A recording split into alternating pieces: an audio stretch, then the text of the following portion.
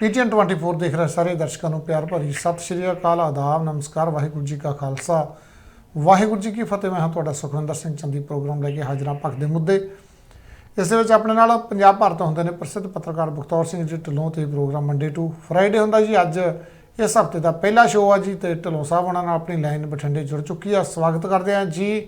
ढिल्लों साहब तुहाडा निघा स्वागत है जी। सत श्री अकाल जी। आन धन्यवाद जी, मेहरबानी। सारे ही दर्शकों श्रोतिਆਂ ਨੂੰ प्यार भरी सत श्री अकाल। सत श्री अकाल जी। सब तो पहला जी जिहड़ा होली का दिहाड़ा लंघिया वीकेंड ते तो होला महला मनाया गया पूरी दुनिया दे विच। भावें किसान जिहड़े इस टाइम पूरा दिल्ली नूं मल के बैठे आ, पर कहंदे हुंदे काहदी होली ते काहदा महला, गल वो आ। पर फिर भी जिन्हां ने मनाया, जिहड़े जिहड़े मनाउंदे उन्हां नूं मुबारक। होली भी मुबारक ते होला महला भी मुबारक। ਜਿਹੜੇ किसान अंदोलन ਦੇ ਵਿੱਚ ਵੀ ਉੱਥੇ ਹੋਲਾ ਜਿਹੜਾ ਹੋਲੀ भी खेडी गई तो ਨਿਹੰਗ ਸਿੰਘਾਂ ने महला भी ਉੱਥੇ ਖੇਡਿਆ ਤੇ काफ़ी तारीफ हुई है जी। राकेश ਟਕੈਤ ਵੱਲੋਂ भी हुई आ, क्योंकि साढ़े कोई सोले गा दे तो सानू चाह भी बड़ा चढ़ता, पर जे साडा कोई माड़ा या उल्ट हो जाए तो साडे असीं औखे भी बड़े डाढे हो जाते हैं जी। मिनट दे विच ही आ जी, इदां दे आ जी, हरियां पग्गां वाले आ जी, चवले आ जी, वो आ जी, वो बड़ा कुछ असीं बड़े बड़े तगमे दे दिंदे उन्हां नूं।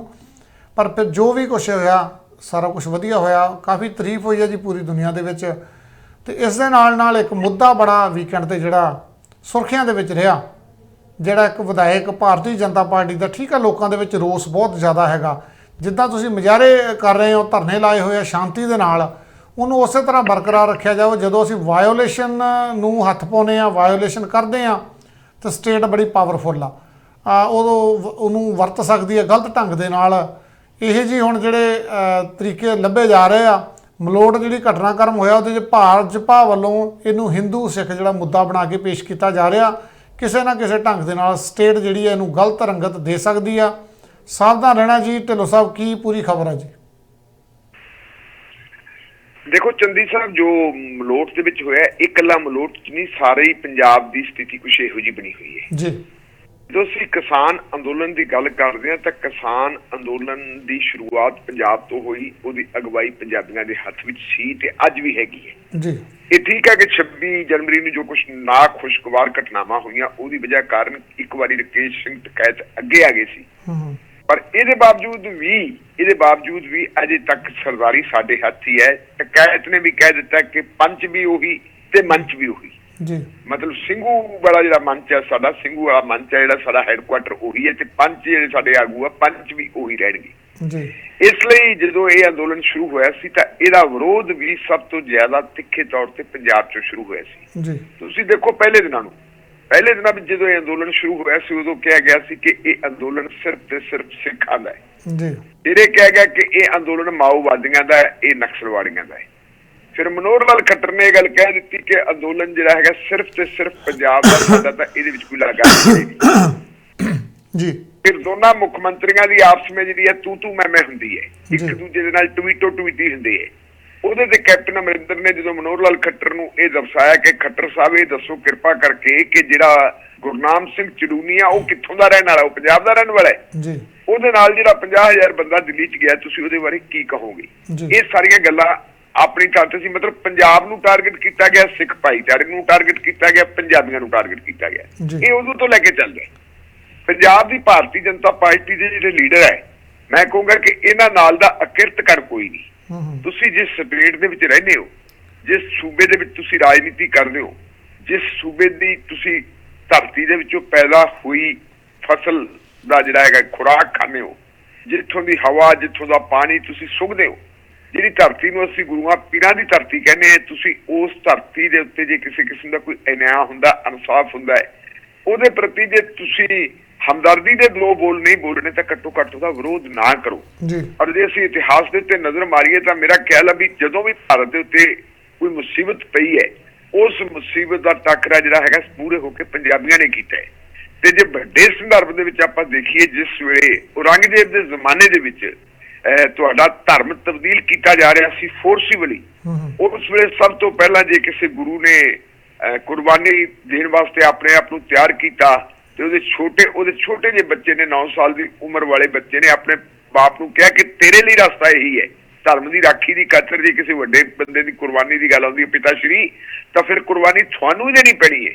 ਜੀ ਇਹ ਹਿੱਦ ਦੀ ਚਾਦਰ ਵੀ ਗੁਰੂ ਤੇਗ ਬਹਾਦਰ ਨੂੰ ਕਿਹਾ ਜਾਂਦਾ ਹੈ। ਗੁਰੂ ਤੇਗ ਬਹਾਦਰ ਨੂੰ ਬਹੁਤ ਸਨਮਾਨਿਤ ਵੀ ਕੀਤਾ ਜਾਂਦਾ ਹੈ। ਅਸੀਂ ਉਹਨਾਂ ਦਾ ਹੁਣ ਜਿਹੜਾ ਹੈਗਾ ਅੱਗੇ ਉਹਨਾਂ ਦਾ ਬਣਾਉਣ ਲੱਗੇ ਆ ਦਿਨ। ਇਹ ਸਾਰੀਆਂ ਗੱਲਾਂ ਕੀਤੀਆਂ ਜਾ ਰਹੀਆਂ, ਲੇਕਿਨ ਜਦੋਂ ਉਸ ਧਰਤੀ ਦੇ ਜੈਨ ਦੇ ਉੱਤੇ ਹਕੂਮਤ ਦਾ ਕੋਈ ਧੱਕਾ ਹੁੰਦਾ ਹੈ, ਜਦੋਂ ਕਾਰਪੋਰੇਟ ਜਗਤ ਦਾ ਧੱਕਾ ਹੁੰਦਾ, ਤੇ ਉਦੋਂ ਸਾਨੂੰ ਘੱਟੋ ਘੱਟ ਉਹਦੇ ਵਿਰੋਧ ਦੇ ਵਿੱਚ ਨਹੀਂ ਖੜਨਾ, ਤਾਂ ਉਹਦੀ ਮੁਖਾਲਫਤ ਤਾਂ ਨਾ ਕਰੋ ਜੀ।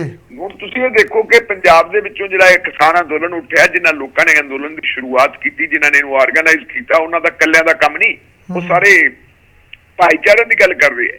ਇਹਦੇ ਵਿੱਚ ਉਜਾੜਾ ਕੱਲਾ ਕਿਸਾਨਾਂ ਦਾ ਨਹੀਂ ਹੁੰਦਾ। ਇਹਨਾਂ ਕਾਲੇ ਕਾਨੂੰਨਾਂ ਦੇ ਨਾਲ ਇਹਦਾ ਖਮਿਆਜਾ ਜਿਹੜਾ ਹੈਗਾ ਦਰਮਿਆਨੇ ਤਬਕੇ ਨੂੰ ਵੀ ਭੁਗਤਣਾ ਪੈਣਾ ਹੈ, ਗਰੀਬ ਜਨਤਾ ਨੂੰ ਵੀ ਭੁਗਤਣਾ ਪੈਣਾ। ਔਰ ਸਭ ਤੋਂ ਵੱਡੀ ਗੱਲ ਹੈ ਕਿ ਜਿਹੜਾ ਆੜਤੀਆ ਭਾਈਚਾਰਾ ਹੈ, ਜਿਹੜੇ ਮੁਨੀਮ ਆ ਉਹਨਾਂ ਦੇ, ਜਿਹੜੇ ਉਹਨਾਂ ਦੇ ਮਜ਼ਦੂਰ ਆ, ਜੇ ਅਸੀਂ ਉਹਨਾਂ ਨੂੰ ਕਹਿ ਦਈਏ ਕਿ ਉਹ ਤਾਂ ਪੇਂਡੂ ਨਹੀਂ ਨਾ ਹੈਗੇ, ਉਹ ਸਾਰੇ ਸਿੱਖ ਨਹੀਂ ਹੈਗੇ, ਉਹ ਪੰਜਾਬੀ ਨਹੀਂ ਹੈਗੇ, ਉਹਨਾਂ ਵਿੱਚ ਕੁਝ ਜਿਹੜੇ ਹੈਗੇ ਆ ਪ੍ਰਵਾਸੀ ਮਜ਼ਦੂਰ ਵੀ ਹੈਗੇ ਆ, ਉਹ ਹਿੰਦੂ ਭਾਈਚਾਰੇ ਨਾਲ ਰਿਲੇਟਡ ਹੈ। ਚਾਹੀਦਾ ਇਹ ਸੀ ਕਿ ਤੁਸੀਂ ਘੱਟੋ ਘੱਟ ਜਿਹੜਾ ਵਿਰੋਧ ਨਾ ਕਰੋ। ਪਰ ਬੀਜੇਪੀ ਦੇ ਸਾਰੇ ਲੀਡਰਾਂ ਨੂੰ, ਚਾਹੇ ਹਰਜੀਤ ਸਿੰਘ ਗਰੇਵਾਲ ਹੈ, ਦੇਖਣ ਨੂੰ ਲੱਗਦਾ ਵੀ ਉਹ ਗੁਰਸਿੱਖ ਹੈ, ਪੰਜਾਬੀ ਉਹਦਾ ਹੈਗਾ ਚਿਹਰਾ ਮੂਹਰ ਹੈ, ਸਿਰ ਦੇ ਉੱਤੇ ਦਸਤਾਰ ਵੀ ਬਣੀ ਵੀ ਹੈ, ਪਰ ਜਦੋਂ ਵੀ ਉਹ ਬੋਲਦਾ ਹੈ, ਉਹ ਪੰਜਾਬ ਦੇ ਹੱਕ ਚ ਜਾਂ ਪੰਜਾਬੀਆਂ ਦੇ ਹੱਕ ਚ ਨਹੀਂ ਬੋਲਦਾ, ਦਿੱਲੀ ਦੇ ਹੱਕ ਚ ਬੋਲਦਾ ਹੈ। ਸੁਰਜੀਤ ਕੁਮਾਰ ਜਿਆਣੀ ਜੀ ਨੂੰ ਆਪਾਂ ਚੰਗਾ ਸਮਝਦੇ ਰਹੇ, ਉਹਨੇ ਬੜੇ ਚਲਾਕੀ ਦੇ ਨਾਲ ਜਾ ਕੇ ਉਹ ਬੋਲਦਾ ਹੈ। ਔਰ ਹੁਣ ਤੁਸੀਂ ਦੇਖੋ ਇਹ ਕੀ ਹੈ ਕਿ ਪੰਜਾਬ ਦੇ ਵਿੱਚ ਥਾਂ ਥਾਂ ਤੇ ਜਦੋਂ ਬੀਜੇਪੀ ਦਾ ਵਿਰੋਧ ਹੋ ਰਿਹਾ ਹੈ, ਇਲੈਕਸ਼ਨਾਂ ਉਹਨਾਂ ਨੇ ਲੜ ਕੇ ਦੇਖ ਲਿਆ, ਇਹਨਾਂ ਇਲੈਕਸ਼ਨਾਂ ਦੇ ਵਿੱਚ ਉਹਨਾਂ ਦੀ ਪੂਰੀ ਤਰ੍ਹਾਂ ਖੁਰਗੋ ਹੋ ਗਈ, ਕੈਂਡੀਡੇਟ ਉਹਨਾਂ ਨੂੰ ਲੱਭੇ ਨਹੀਂ ਥਿਆਏ।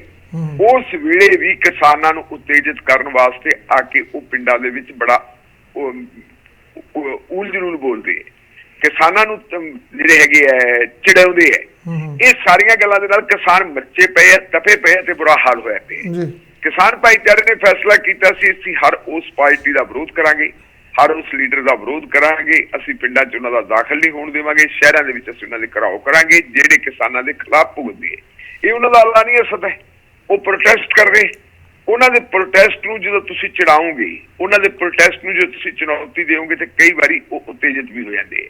ਮੈਂ ਤੁਹਾਡੇ ਯਾਦ ਕਰਾਉਣਾ ਚਾਹੂੰਗਾ ਕਿ ਜਦੋਂ 26 ਜਨਵਰੀ ਦਾ ਘਟਨਾਕ੍ਰਮ ਹੋਇਆ ਸੀ, 26 ਜਨਵਰੀ ਦੇ ਘਟਨਾਕ੍ਰਮ ਤੋਂ ਬਾਅਦ ਦਿੱਲੀ ਦੇ ਵਿੱਚ ਜਿੱਥੇ ਸਿੰਘੂ ਬਾਰਡਰ ਹੈ, ਕਿਸਾਨ ਮਜ਼ਦੂਰ ਸੰਘਰਸ਼ ਕਮੇਟੀ ਵਾਲਿਆਂ ਦਾ ਜਿੱਥੇ ਕੈਂਪ ਲੱਗਿਆ ਹੋਇਆ ਹੈ, ਉੱਥੇ ਕੁਝ ਲਗਾੜੇ ਆਉਂਦੇ ਹੈ, ਜਿਨ੍ਹਾਂ ਦੇ ਹੱਥਾਂ ਦੇ ਵਿੱਚ ਤਲਵਾਰਾਂ ਫੜੀਆਂ, ਜਿਨ੍ਹਾਂ ਦੇ ਹੱਥਾਂ ਦੇ ਵਿੱਚ ਹਥਿਆਰ ਫੜੇ ਹੈ, ਜਿਹੜੇ ਜੈ ਸ਼੍ਰੀ ਰਾਮ ਦੇ ਨਾਅਰੇ ਲਾਉਂਦੇ ਹੈ, ਜਿਨ੍ਹਾਂ ਦੇ ਦੇਖਣੀ ਪਾਖੜੀ ਤੋਂ ਪੱਕਾ ਪਤਾ ਲੱਗਦਾ ਵੀ ਇਹ RSS ਵਾਲੇ ਹੈ।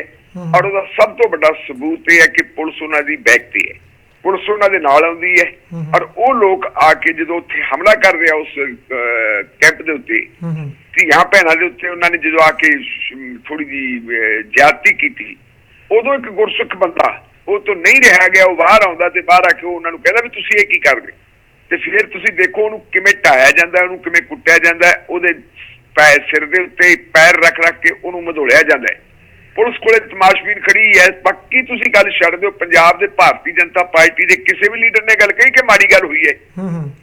300 ਕਿਸਾਨ ਸ਼ਹੀਦ ਹੋ ਗਿਆ, ਕਿਸੇ ਵੀ ਲੀਡਰ ਨੇ ਗੱਲ ਕਹੀ ਹੈ ਕਿ ਜੀ ਇਹ ਬਹੁਤ ਮਾੜਾ ਹੋਇਆ ਸੀ, ਇਹਨਾਂ ਨੂੰ ਸ਼ਰਧਾ ਦੇ ਫੁੱਲ ਭੇਟ ਕਰਨੇ ਆ।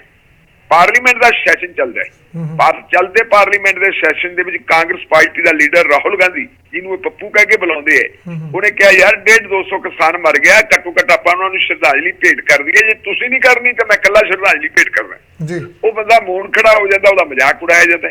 ਮਜ਼ਾਕ ਉਹਦਾ ਨਹੀਂ ਉਡਾਇਆ ਜਾਂਦਾ, ਚਲੋ ਉਹਦੀ ਇੱਕ ਸਿਆਸਤ ਹੋ ਸਕਦੀ ਹੈ, ਉਹਦੀ ਰਾਜਨੀਤੀ ਹੋ ਸਕਦੀ ਹੈ, ਉਹਨੇ ਰਾਜਨੀਤਿਕ ਰੋਟੀਆਂ ਸੇਕਣੀਆਂ, ਪਰ ਗੱਲ ਤਾਂ ਉਹਨੇ ਕਿਸਾਨੀ ਦੀ ਕੀਤੀ।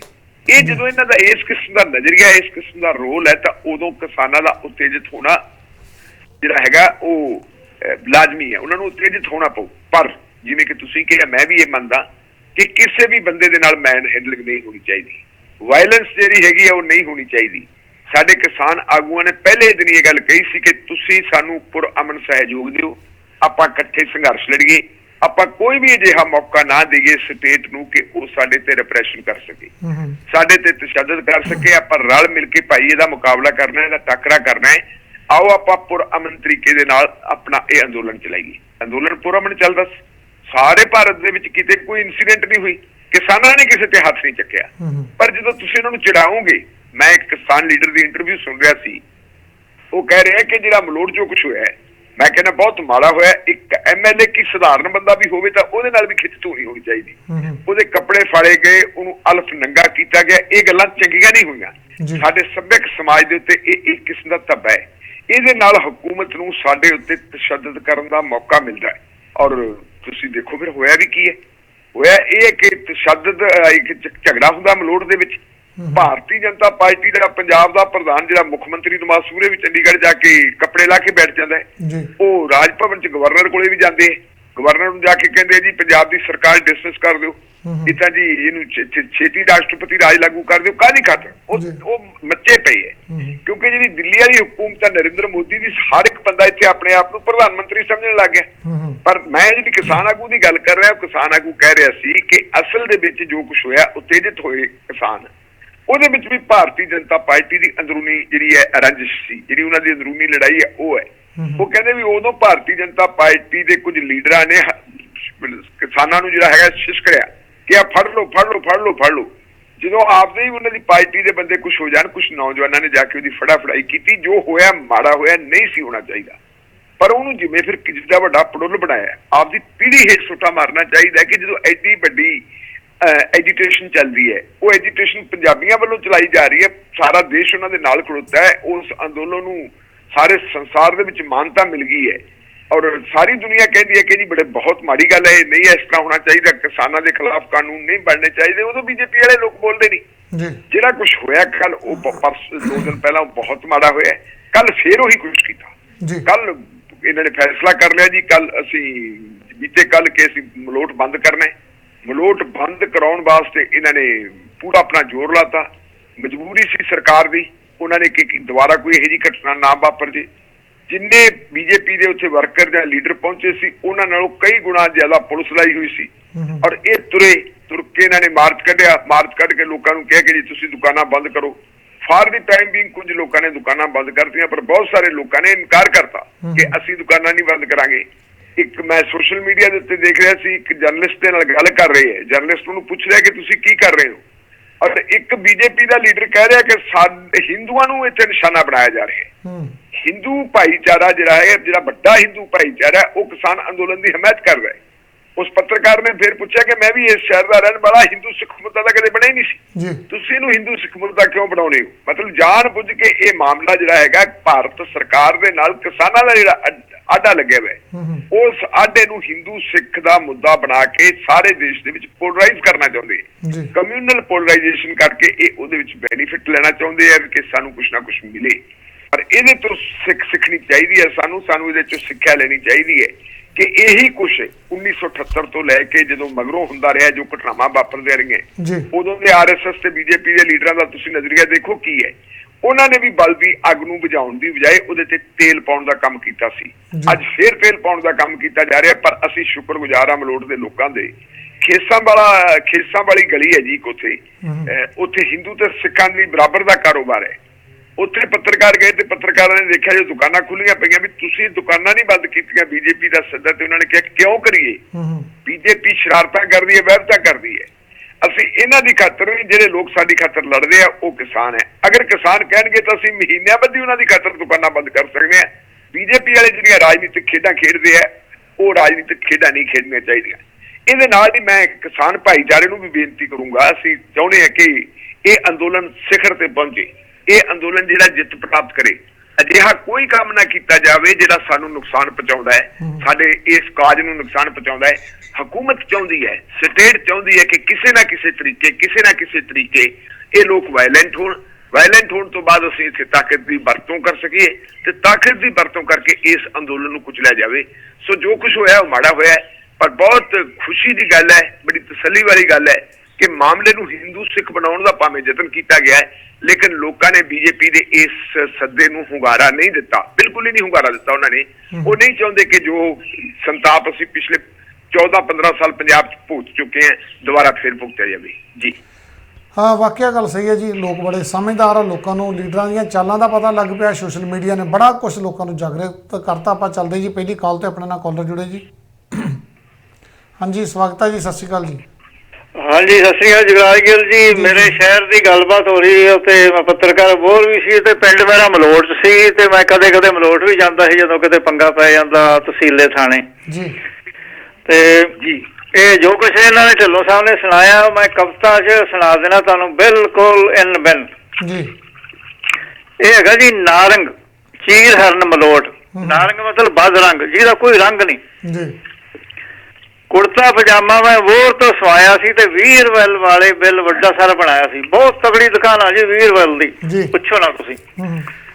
ਪੈਨ ਪ੍ਰਚਰ ਕੇ ਮਲੋਟ ਵਿੱਚ ਆਇਆ ਸੀ ਤੇ ਰਾਜੇ ਦੇ 4 ਸਾਲਾਂ ਦਾ ਵਿਰੋਧ ਮੈਂ ਜਿਤਾਇਆ ਸੀ। ਲਾਹੌਰੀਆਂ ਕਿਸਾਨਾਂ ਮੈਨੂੰ ਬਾਹਰੋਂ ਘੇਰਾ ਪਾਇਆ ਸੀ ਤੇ ਭਗਤਾਂ ਨੇ ਨਾਲ ਦੀ ਦੁਕਾਨ 'ਚ ਲੁਕਾਇਆ ਸੀ। ਪੁਲਿਸ ਨੇ ਡਰ ਕੇ ਖਸਕਾਉਣਾ ਚਾਹਿਆ ਸੀ, ਲੋਕਾਂ ਪਰ ਫੜ ਕੇ ਕਸੁੰਨ ਬੜਾ ਵਾਹਿਆ ਸੀ ਜੀ। ਕੁੜਤਾ ਪਜਾਮਾ ਪਾੜ ਗਲ ਵਿੱਚ ਪਾਇਆ ਸੀ ਤੇ ਭੁੱਲ ਕੇ ਉਸ ਦਿਨ ਮੈਂ ਕੱਛਾ ਵੀ ਨਹੀਂ ਪਾਇਆ ਸੀ ਜੀ। ਮੀਡੀਆ ਨੇ ਬੇਸ਼ਰਮ ਨੇ ਅੰਗਾ ਹੀ ਵਿਖਾਇਆ ਸੀ ਤੇ ਭਗਤਾਂ ਨੇ ਭਜਾ ਕੇ ਵੋਟ ਪਹੁੰਚਾਇਆ ਸੀ। ਮੂੰਹ ਸਿਰ ਧੋ ਕੇ ਤੇ ਟੀਵੀ ਤੇ ਮੀਡੀਆ ਬੁਲਾਇਆ ਸੀ ਤੇ ਕਿਸਾਨਾਂ ਦੀ ਥਾਂ ਕੈਪਟਨ ਤੇ ਦੋਸ਼ ਸਾਰਾ ਲਾਇਆ ਸੀ। ਗਵਰਨਰੀ ਰਾਜ ਲਾਉਣ ਲਈ ਸਜਾਇਆ ਸੀ ਤੇ ਗਵਰਨਰ ਕਰੋਨਾ ਦਾ ਬਹਾਨਾ ਜਿਹਾ ਲਾਇਆ ਸੀ, ਗਵਰਨਰ ਭੱਜ ਗਿਆ ਕਰੋਨਾ ਹੋ ਗਿਆ ਮੈਨੂੰ। ਤੇ 7 ਲੋਕਾਂ ਦੇ ਕੇਸ 22 ਨੇ ਕਤਲ ਦਾ ਬਣਾਇਆ ਸੀ ਤੇ 300 ਅਣਪਛਾਤਿਆਂ ਤੇ ਸ਼ੱਕ ਵੀ ਜਤਾਇਆ ਸੀ। ਉਹ ਕਹਿਣ ਇਹ ਕਾਰਾ ਖੁਦ ਹੀ ਕਰਾਇਆ ਸੀ, ਲੋਕੀ ਕਹਿੰਦੇ ਵੀ ਇਹ ਕਾਰਾ ਇਹਨੇ ਖੁਦ ਹੀ ਕਰਾਇਆ ਸੀ। ਅਬੋਹਰ ਤੋਂ ਦਿੱਲੀ ਤੱਕ ਨਾਰੰਗੀ ਛਾਇਆ ਸੀ, ਜਿਹਨੂੰ ਕੋਈ ਨਹੀਂ ਜਾਣਦਾ ਸੀ, ਕਦੇ ਫੋਟੋ ਨਹੀਂ ਦੇਖੀ, ਕਦੇ ਬਿਆਨ ਨਹੀਂ ਸੁਣਿਆ, ਦਿੱਲੀ ਤੱਕ ਛਾ ਗਿਆ ਨਾਰੰਗ ਜੀ। ਅਬੋਹਰ ਦੀ ਪੱਕੀ ਟਿਕਟ ਵਿਧਾਇਕੀ ਦੀ ਕਰਾ ਗਿਆ ਤੇ ਪੰਜਾਬ ਪੁਲਿਸ ਦਾ ਭਰੋਸਾ ਹੀ ਉਠਾ ਗਿਆ। SP ਗੁਰਮੇਲ ਸਿੰਘ ਜ਼ਖਮ ਆਪਣੇ ਵਿਖਾ ਗਿਆ ਤੇ ਨਾਰੰਗ ਦੀ ਸੁਰੱਖਿਆ ਦੀ ਭੱਲ ਵੀ ਬਣਾ ਗਿਆ ਜੀ।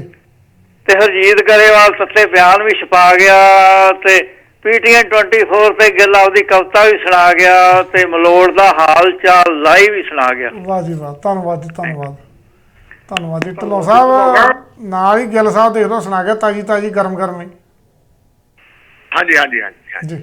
ਆ ਚੱਲਦੇ ਜੀ ਆਪਾਂ ਨੈਕਸਟ ਕਾਲ ਤੇ। ਹਾਂਜੀ ਸਵਾਗਤ ਹੈ ਜੀ, ਸਤਿ ਸ਼੍ਰੀ ਅਕਾਲ ਜੀ। ਹੈਲੋ ਹਾਂਜੀ ਬਿਰਗਾ ਸਾਹਿਬ ਸਵਾਗਤ ਹੈ ਜੀ, ਸਤਿ ਸ਼੍ਰੀ ਅਕਾਲ ਜੀ। ਸਤਿ ਸ਼੍ਰੀ ਅਕਾਲ ਸਰ। ਸਤਿ ਸ਼੍ਰੀ ਅਕਾਲ। ਹਾਂਜੀ ਸਤਿ ਸ਼੍ਰੀ ਅਕਾਲ ਜੀ ਸਾਹਿਬ। ਸਤਿ ਸ਼੍ਰੀ ਅਕਾਲ ਜੀ, ਸਤਿ ਸ਼੍ਰੀ ਅਕਾਲ। ਹਾਂਜੀ ਹਾਂ, ਢਿੱਲੋਂ ਸਾਹਿਬ ਨੇ ਤਾਂ ਜਿਹੜੀ ਆ ਘਟਨਾ ਦਾ ਹੋਇਆ ਬੜਾ ਵਧੀਆ ਢੰਗ ਨਾਲ ਬਿਆਨ ਕੀਤਾ ਔਰ ਅਪੀਲ ਵੀ ਸਹੀ ਦੀ ਸ਼ਾਂਤਪੂਰ ਰਹੇ ਤਾਂ ਵਧੀਆ ਰਹੇ। ਜਿਸ ਹਿਸਾਬ ਨਾਲ ਢਿੱਲੋਂ ਸਾਹਿਬ ਨੇ ਬਹੁਤ ਵਧੀਆ ਤਰ੍ਹਾਂ ਨਾਲ ਵਰਣਨ ਕਰਤਾ। ਤੇ ਮੈਂ ਇਹ ਗੱਲ ਹੋਰ ਪੁੱਛਣਾ ਚਾਹੁੰਦਾ, ਢਿੱਲੋਂ ਸਾਹਿਬ ਪਟਿਆਲੇ ਦੇ ਵਿੱਚ ਮੋਤੀ ਮਹਿਲ ਦੇ ਬਾਹਰ ਜਿਹੜੇ ਬੇਰੁਜ਼ਗਾਰ ਟੀਚਰਾਂ ਦੇ ਉੱਤੇ ਲਾਠੀ ਚਾਰਜ ਹੋਇਆ ਜੀ। ਇੱਕ ਤਾਂ ਉਹਨਾਂ ਨੂੰ ਰੋਜ਼ਗਾਰ ਨਹੀਂ ਮਿਲ ਰਿਹਾ, ਦੂਜੇ ਉਹਨਾਂ ਉੱਪਰ ਲਾਠੀ ਚਾਰਜ ਹੋ ਰਿਹਾ। ਇਹ ਵੀ ਬੜਾ ਮੰਦਭਾਗੀ ਘਟਨਾ ਹੀ ਹੈ, ਮੈਂ ਕਹਿ ਸਕਦਾ। ਇਸ ਬਾਰੇ ਜ਼ਰੂਰ ਦੱਸਣਾ। ਤੇ ਦੂਜੀ ਜਿਹੜੇ ਇੱਕ ਬਿਆਨ ਆ ਰਹੇ ਨੇ ਇਹਨਾਂ ਦੇ ਕਿਆ ਨਾਮ ਸਰਦਾਰ ਜੋਗਰਾਜ ਸਿੰਘ ਜੀ ਦੇ, ਤਰ੍ਹਾਂ ਦੇ ਬਿਆਨ ਤੁਸੀਂ ਵੀ ਸੁਣੇ ਹੋਣੇ, ਦੇਖੇ ਹੋਣ। ਇਹ ਕੁਝ ਪੋਲੀਟੀਕਲ ਪਾਰਟੀ ਵੱਲ ਇਸ਼ਾਰਾ ਕਰ ਰਹੇ ਨੇ। ਪਹਿਲੇ ਤਾਂ ਕਿਸਾਨ ਜਥੇਬੰਦੀਆਂ ਨੂੰ ਵੀ ਕਹਿ ਰਹੇ ਵੀ ਕੋਈ ਪੋਲੀਟੀਕਲ ਪਾਰਟੀ ਬਣਾ ਲਓ, ਉਧਰੋਂ ਇਹ ਵੀ ਕਹਿ ਰਹੇ ਮੇਰੀ ਸਿੱਧੂ ਸਾਹਿਬ ਨਾਲ ਵੀ ਗੱਲਬਾਤ ਹੁੰਦੀ ਰਹਿੰਦੀ ਹੈ। ਤਾਂ ਇਹ ਕੀ ਕੋਈ ਪੋਲੀਟੀਕਲ ਕੋਈ ਤਾਨਾ ਬਾਨਾ ਬੁਣ ਰਹੇ ਨੇ ਕਿ ਜਾਂ ਬਸ ਇਹ ਬਿਆਨਬਾਜ਼ੀ ਹੈ? ਇਹ ਬਾਰੇ ਜ਼ਰੂਰ ਦੱਸਣਾ ਥੋੜਾ ਜਿਹਾ। ਧੰਨਵਾਦ ਜੀ, ਥੈਂਕ ਯੂ ਜੀ। ਧੰਨਵਾਦ ਜੀ ਢਿੱਲੋਂ ਸਾਹਿਬ। ਬਿਲਕੁਲ ਜੀ, ਜੋ ਕੁਝ ਪਟਿਆਲੇ ਦੇ ਵਿੱਚ ਹੋਇਆ ਤੇ ਹੋ ਰਿਹਾ, ਇਹ ਨਾ ਪਹਿਲੀ ਵਾਰ ਹੋਇਆ ਤੇ ਨਾ ਆਖਰੀ ਵਾਰ ਹੋਇਆ ਜੀ, ਹੁੰਦੇ ਹੀ ਰਹਿਣੇ। ਪਟਿਆਲਾ ਇਸ ਵੇਲੇ ਪੋਲੀਟੀਕਲ ਰਾਜਧਾਨੀ ਹੈ। ਚੰਡੀਗੜ੍ਹ ਸਾਡੀ ਦੂਜੀ ਰਾਜਧਾਨੀ ਹੈ, ਪਟਿਆਲਾ ਪੋਲੀਟੀਕਲ ਰਾਜਧਾਨੀ ਹੈ। ਜਿਵੇਂ 2007 ਤੋਂ ਲੈ ਕੇ 17 ਤੱਕ ਬਠਿੰਡਾ ਵੀ ਪੋਲੀਟੀਕਲ ਰਾਜਧਾਨੀ ਹੁੰਦੀ ਸੀ। ਜੋ ਕੁਝ ਅੱਜ ਕੱਲ੍ਹ ਪਟਿਆਲਾ ਦੇ ਵਿੱਚ ਹੋ ਰਿਹਾ, ਇਹੀ ਕੁਝ ਉਦੋਂ ਬਠਿੰਡੇ ਦੇ ਵਿੱਚ ਹੁੰਦਾ ਸੀ।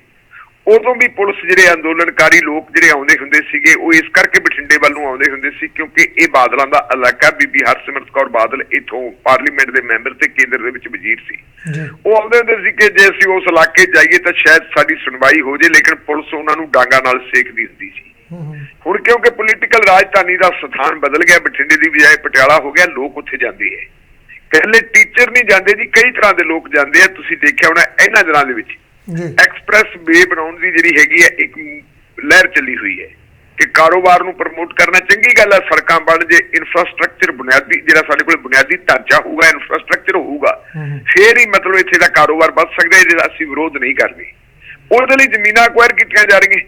ਜ਼ਮੀਨਾਂ ਅਕਵਾਇਰ ਕਰਨ ਵਾਸਤੇ ਕਿਸਾਨਾਂ ਨੂੰ ਜਿਹੜਾ ਹੈਗਾ ਜਿੰਨਾ ਯੋਗ ਮੁਆਵਜ਼ਾ ਬਣਦਾ ਹੈ, ਜੋ 2013 ਦਾ ਕਾਨੂੰਨ ਬਣਿਆ ਸੀ ਕਿ ਮਾਰਕੀਟ ਰੇਟ ਦਾ ਪਿੰਡਾਂ ਦੇ ਵਿੱਚ 4 ਗੁਣਾ ਮੁਆਵਜ਼ਾ ਦਿੱਤਾ ਜਾਵੇ, ਉਹਦੇ ਉਲਟ ਮੁਆਵਜ਼ਾ ਬਹੁਤ ਘੱਟ ਦਿੱਤਾ ਜਾ ਰਿਹਾ। ਭਾਵੇਂ ਐਕਸਪ੍ਰੈਸ ਵੇ ਭਾਰਤ ਸਰਕਾਰ ਵੱਲੋਂ ਬਣਾਏ ਜਾ ਰਹੇ, ਪੈਸੇ ਭਾਰਤ ਸਰਕਾਰ ਨੇ ਦੇਣੇ, ਲੇਕਿਨ ਉਹਦੇ ਲਈ ਜ਼ਮੀਨਾਂ ਵਗੈਰਾ ਅਕਵਾਇਰ ਕਰਨੀਆਂ ਜਿਹੜੀਆਂ ਉਹ ਪੰਜਾਬ ਸਰਕਾਰ ਦੇ ਅਫਸਰਾਂ ਨੇ ਹੁੰਦੀਆਂ। ਹੁਣ ਉਹ ਕਿਸਾਨ ਵੀ ਉਧਰ ਨੂੰ ਜਾਂਦੇ, ਪਰ ਕਿਉਂਕਿ ਕਿਸਾਨ ਜਿਹੜੀ ਹੈਗੀ ਸ਼ਕਤੀ ਬਹੁਤ ਵੱਡੀ ਹੈ ਤੇ ਅੰਦੋਲਨ ਬਹੁਤ ਵੱਡਾ ਚੱਲਦਾ ਹੈ, ਕਿਸਾਨਾਂ ਦੇ ਨਾਲ ਉਸ ਲੈਵਲ ਦੀ ਸਖਤੀ ਨਹੀਂ ਕੀਤੀ ਜਾ ਸਕਦੀ। ਇਹ ਪ੍ਰਸ਼ਾਸਨ ਨੂੰ ਵੀ ਪਤਾ, ਇਹ ਸਰਕਾਰ ਨੂੰ ਵੀ ਪਤਾ ਕਿ ਜੇ ਅਸੀਂ ਇਹਨਾਂ ਨਾਲ ਸਖਤੀ ਕਰਾਂਗੇ ਤਾਂ ਇਹ ਬੈਕਫਾਇਰ ਹੋਊਗਾ, ਇਹਦੇ ਨਾਲ ਸਾਨੂੰ ਨੁਕਸਾਨ ਹੋਊਗਾ। ਲੇਕਿਨ ਜਿਹੜੇ ਲੋਕ ਆਪਣੇ ਹੱਕ ਮੰਗਣ ਜਾਂਦੇ ਆ, ਨੌਕਰੀਆਂ ਮੰਗਣ ਜਾਂਦੇ ਆ, ਪੰਜਾਬ ਦੇ ਵਿੱਚ ਹਜ਼ਾਰਾਂ ਲੋਕ ਉਹ ਹੈ ਜੀ ਜਿਹੜੇ 15-15 ਸਾਲ ਤੋਂ ਦਿਹਾੜੀਦਾਰ ਕੰਮ ਦੇ ਰੂਪ ਦੇ ਵਿੱਚ ਕੰਮ ਕਰਦੇ ਆ, ਜਿਹੜੇ ਆਊਟਸੋਰਸਿੰਗ ਦੇ ਜਰੀਏ ਕੰਮ ਕਰਦੇ ਆ, ਜਿਹੜੇ ਲੋਕ ਜਿਹੜੇ ਹੈਗੇ ਤੁਹਾਡੇ ਕੰਟਰੈਕਟ ਬੇਸ ਤੇ ਕੰਮ ਕਰਦੇ ਆ, ਇੱਥੋਂ ਤੱਕ ਕਿ ਜਿਹੜੇ ਨਵੇਂ ਭਰਤੀ ਹੋਣ ਵਾਲੇ PCS ਹੈ ਤੇ PPS ਹੈ, DSP ਤੇ ਜਿਹਨੂੰ ਅਸੀਂ ਮੈਜਿਸਟ੍ਰੇਟ ਕਹਿ ਦਿੰਦੇ ਆ, ਇਹਨਾਂ ਦੀ ਤਨਖਾਹ ਵੀ ਜਿਹੜੀ ਹੈਗੀ 10 ਤੋਂ ਲੈ ਕੇ 15,000 ਤੱਕ ਹੀ ਫਿਕਸ ਕੀਤੀ ਹੁੰਦੀ ਹੈ ਕਿ 3 ਸਾਲਾਂ ਲਈ ਤੁਹਾਨੂੰ ਇੰਨੀ ਕੁ ਤਨਖਾਹ ਮਿਲੂਗੀ। ਜਿਸ ਬੰਦੇ ਨੇ ਵਿਆਹ ਬਾਰੇ ਬੱਚਾ, ਉਹਦੇ ਬਾਲ ਬੱਚੇ ਆ, ਉਹਨੇ ਸਕੂਲਾਂ ਦੇ ਵਿੱਚ ਉਹਨਾਂ ਦੀ ਪੜ੍ਹਾਈ ਵੀ ਕਰਾਉਣੀ ਹੈ, ਉਹਨੇ ਰੋਟੀ ਵੀ ਖਾਣੀ ਹੈ, ਉਹਨਾਂ ਦੇ ਹੋਰ ਖਰਚੇ ਵੀ ਹੁੰਦੇ ਹੈ। ਸਾਰਾ ਦਿਨ ਉਹਨੇ ਸਰਕਾਰ ਦਾ ਕੰਮ ਕਰਨ ਨੂੰ ਪੈਸੇ ਨਹੀਂ ਮਿਲਦੇ। ਚਲੋ ਅਫਸਰ ਤਾਂ ਉਹਨਾਂ ਕੋਲ ਹੋਰ ਬੜੇ ਸਾਧਨ ਹੁੰਦੇ ਹੈ, ਉਹਨਾਂ ਨੂੰ ਬੜਾ ਮਿਲ ਜਾਂਦਾ ਹੈ, ਲੇਕਿਨ ਆਮ ਲੋਕ ਜਾਣ ਤਾਂ ਜਾਣ ਕਿੱਥੇ। ਲੇਕਿਨ ਜਿਵੇਂ ਕਿ ਕਰੈਕਟਰ ਹੁੰਦਾ ਸਰਕਾਰਾਂ ਦਾ ਕਿ ਉਹਨਾਂ ਲੋਕਾਂ ਨੂੰ ਦਬਾਇਆ ਜਾਵੇ। ਕੈਪਟਨ ਅਮਰਿੰਦਰ ਸਿੰਘ ਨੇ ਉਸ ਵੇਲੇ ਜਦੋਂ ਇਹਨਾਂ ਦੀ ਇਲੈਕਸ਼ਨ ਹੋਈ ਹੈ ਤੇ ਇਹਨਾਂ ਦਾ ਇਲੈਕਸ਼ਨ ਮੈਨੀਫੈਸਟੋ ਆਇਆ ਸੀ, ਜਿਹੜੇ ਮੈਨੀਫੈਸਟੋ ਨੂੰ ਤਿਆਰ ਕੀਤਾ ਸੀ ਮਨਪ੍ਰੀਤ ਸਿੰਘ ਬਾਦਲ ਦੀ ਅਗਵਾਈ ਵਾਲੀ ਇੱਕ ਕਮੇਟੀ ਨੇ, ਤੇ ਇਹ ਕਿਹਾ ਗਿਆ ਸੀ ਕਿ ਇਸ ਮੈਨੀਫੈਸਟੋ ਦੇ ਉੱਤੇ ਪੂਰਾ ਅਮਲ ਹੋਊਗਾ। ਔਰ ਡਾਕਟਰ ਮਨਮੋਹਨ ਸਿੰਘ ਤੋਂ ਉਹਦਾ ਵਿਮੋਚਨ ਕਰਵਾਇਆ ਸੀ। ਇਹ ਕਿਹਾ ਸੀ ਕਿ ਇਹ ਡਾਕਟਰ ਮਨਮੋਹਨ ਸਿੰਘ ਨੇ ਇਹਨੂੰ ਵਾਚ ਕੀਤਾ ਤੇ ਅਸੀਂ ਸਾਰੇ ਪ੍ਰਬੰਧ ਕਰਾਂਗੇ। ਉਦੋਂ ਕਿ ਅਸੀਂ ਘਰ ਘਰ ਨੌਕਰੀ ਦੇਵਾਂਗੇ, ਲੇਕਿਨ ਜਿਹਦੇ ਲੋਕਾਂ ਨੂੰ ਨੌਕਰੀਆਂ ਹੈਗੀਆਂ ਉਹਨਾਂ ਦੀਆਂ ਨੌਕਰੀਆਂ ਖੋਈਆਂ ਜਾ ਰਹੀਆਂ। ਸਭ ਤੋਂ ਵੱਡੀ ਗੱਲ ਤੁਸੀਂ ਦੇਖੋ, ਕਹਿੰਦੇ ਜੀ ਕਰੋਨਾ ਯੋਧੇ ਹੈ ਜਿਹੜੇ, ਇਹਨਾਂ ਦਾ ਮਾਨ ਸਨਮਾਨ ਬਹੁਤ ਹੁੰਦਾ ਹੈ। ਕਰੋਨਾ ਵਾਲੀ ਪ੍ਰੋਬਲਮ ਜਦੋਂ ਸ਼ੁਰੂ ਹੋਈ ਹੈ ਉਦੋਂ ਕਰੋਨਾ ਨਾਲ ਨਿਪਟਣ ਵਾਸਤੇ ਕੁਝ ਲੋਕਾਂ ਨੂੰ ਭਰਤੀ ਕੀਤਾ ਗਿਆ ਸੀ। ਜਦੋਂ ਕਰੋਨਾ ਦਾ ਕਰੋਪ ਥੋੜਾ ਜਿਹਾ ਘਟਿਆ ਤੇ ਨਾਲ ਦੀ ਨਾਲ ਉਹਨਾਂ ਨੂੰ ਬਰਖਾਸਤ ਕਰਦਾ, ਉਹ ਵਿਚਾਰੇ ਸੜਕਾਂ ਤੇ ਆ ਗਏ। ਅੱਜ ਉਹ ਵੀ ਮੁਜ਼ਾਹਰੇ ਕਰਦੇ ਫਿਰਦੇ ਹੈ। ਸੋ ਜੋ ਕੁਝ ਹੋ ਰਿਹਾ ਜੀ ਬਹੁਤ ਗਲਤ ਹੋ ਰਿਹਾ, ਨਹੀਂ ਹੋਣਾ ਚਾਹੀਦਾ। ਇਹਨੂੰ ਬਿਲਕੁਲ ਰੋਕਣਾ ਚਾਹੀਦਾ, ਲੋਕਾਂ ਨੂੰ ਰੁਜ਼ਗਾਰ ਮਿਲਣਾ ਚਾਹੀਦਾ। ਸਰਕਾਰ ਦੇ ਕੋਲੇ ਰਿਹਾ ਕੱਖ ਨਹੀਂ ਹੈ, ਟਾਈਮ ਤਾਂ ਥੋੜਾ ਰਹਿ ਗਿਆ, ਪਰ ਜੇ ਤੁਸੀਂ ਉਹਨਾਂ ਨੂੰ ਰੁਜ਼ਗਾਰ ਨਹੀਂ ਦੇ ਸਕਦੇ, ਘੱਟੋ ਘੱਟ ਕੁਟਾਪਾ ਤਾਂ ਉਹਨਾਂ ਦਾ ਨਾ ਕਰੋ। ਇਹ ਉਹਨਾਂ ਦਾ ਰਾਈਟ ਹੈ, ਇਹ ਉਹਨਾਂ ਦਾ ਹੱਕ ਹੈ। ਡੈਮੋਕ੍ਰੇਸੀ ਦੇ ਵਿੱਚ ਉਹ ਪ੍ਰੋਟੈਸਟ ਕਰ ਸਕਦੇ ਹੈ। ਚਾਹੀਦਾ ਇਹ ਹੈ ਪੁਲਿਸ ਤੇ ਪ੍ਰਸ਼ਾਸਨਿਕ ਅਧਿਕਾਰੀਆਂ ਨੂੰ ਕਿ ਮਹਿਲ ਦੇ ਵਿੱਚ, ਕੈਪਟਨ ਅਮਰਿੰਦਰ ਸਿੰਘ ਦੇ ਮਹਿਲ ਦੇ ਵਿੱਚ ਬਥੇਰੇ OSD ਬੈਠੇ ਹੈ, ਉਹਨਾਂ ਲੋਕਾਂ ਤੋਂ ਮੈਮੋਰੈਂਡਮ ਲੈਣ ਆ ਕੇ ਉਹਨਾਂ ਨੂੰ ਸਮਝਾਉਣ ਬੁਝਾਉਣ, ਉਹਨਾਂ ਨੂੰ ਲੈ ਕੇ ਭਾਈ ਤੁਹਾਡੀ ਅਸੀਂ ਗੱਲ ਕਰਾਂਗੇ, ਇਹਨਾਂ ਦਾ ਡਾਂਗਾ ਨਾਲ ਸਵਾਗਤ ਨਾ ਕਰਨ। ਇਹ ਕਈ ਵਾਰੀ ਜਦੋਂ ਬੰਦਾ ਹਕੂਮਤ 'ਚ ਹੁੰਦਾ ਨਾ ਉਦੋਂ ਲੱਗਦਾ ਹੁੰਦਾ ਕਿ ਹਾਂ ਜੀ ਇਹ ਤਾਂ ਐਂ ਚੱਲਦਾ ਰਹੂਗਾ, ਪਰ ਇਹ ਲੋਕ ਰਾਜ ਹੈ ਤੇ ਲੋਕ ਰਾਜ ਫਿਰ ਠੋਕ ਰਾਜ ਦੇ ਵਿੱਚ ਵੀ ਬਦਲ ਜਾਂਦਾ ਹੁੰਦਾ ਹੈ। ਹੁਣ ਤਾਂ ਸਾਨੂੰ ਸਰਕਾਰਾਂ ਠੋਕਦੀਆਂ ਤੇ ਜਦੋਂ ਮੌਕਾ ਆਉਂਦਾ ਫਿਰ ਲੋਕ ਵੀ ਠੋਕ ਦਿੰਦੇ ਹੈ। ਫਿਰ ਪਤਾ ਲੱਗਦਾ ਵੀ ਇਹ ਜਿਹੜੀ ਜਦੋਂ ਸੱਤਾ ਤੋਂ ਬੰਦਾ ਪਾਸੇ ਹੁੰਦਾ, ਅੱਜ ਬਾਦਲਾਂ ਦੀ ਹਾਲਤ ਦੇਖੋ ਕੀ ਹੈ। ਇਹ ਯਾਦ ਰੱਖਣਾ ਚਾਹੀਦਾ ਕੈਪਟਨ ਅਮਰਿੰਦਰ ਸਿੰਘ ਨੂੰ ਕਿ ਆਪ ਨੂੰ ਵੀ ਅਜਿਹੇ ਮੌਕੇ ਮਿਲਦੇ ਹੈ। ਦੂਜੀ ਗੱਲ ਤੁਸੀਂ ਕੀਤੀ ਹੈ ਜੋਗਰਾਜ ਸਿੰਘ ਹੋਰਾਂ ਦੀ। ਜੋਗਰਾਜ ਸਿੰਘ ਫਿਲਮਾਂ ਦਾ ਕਲਾਕਾਰ ਹੈ।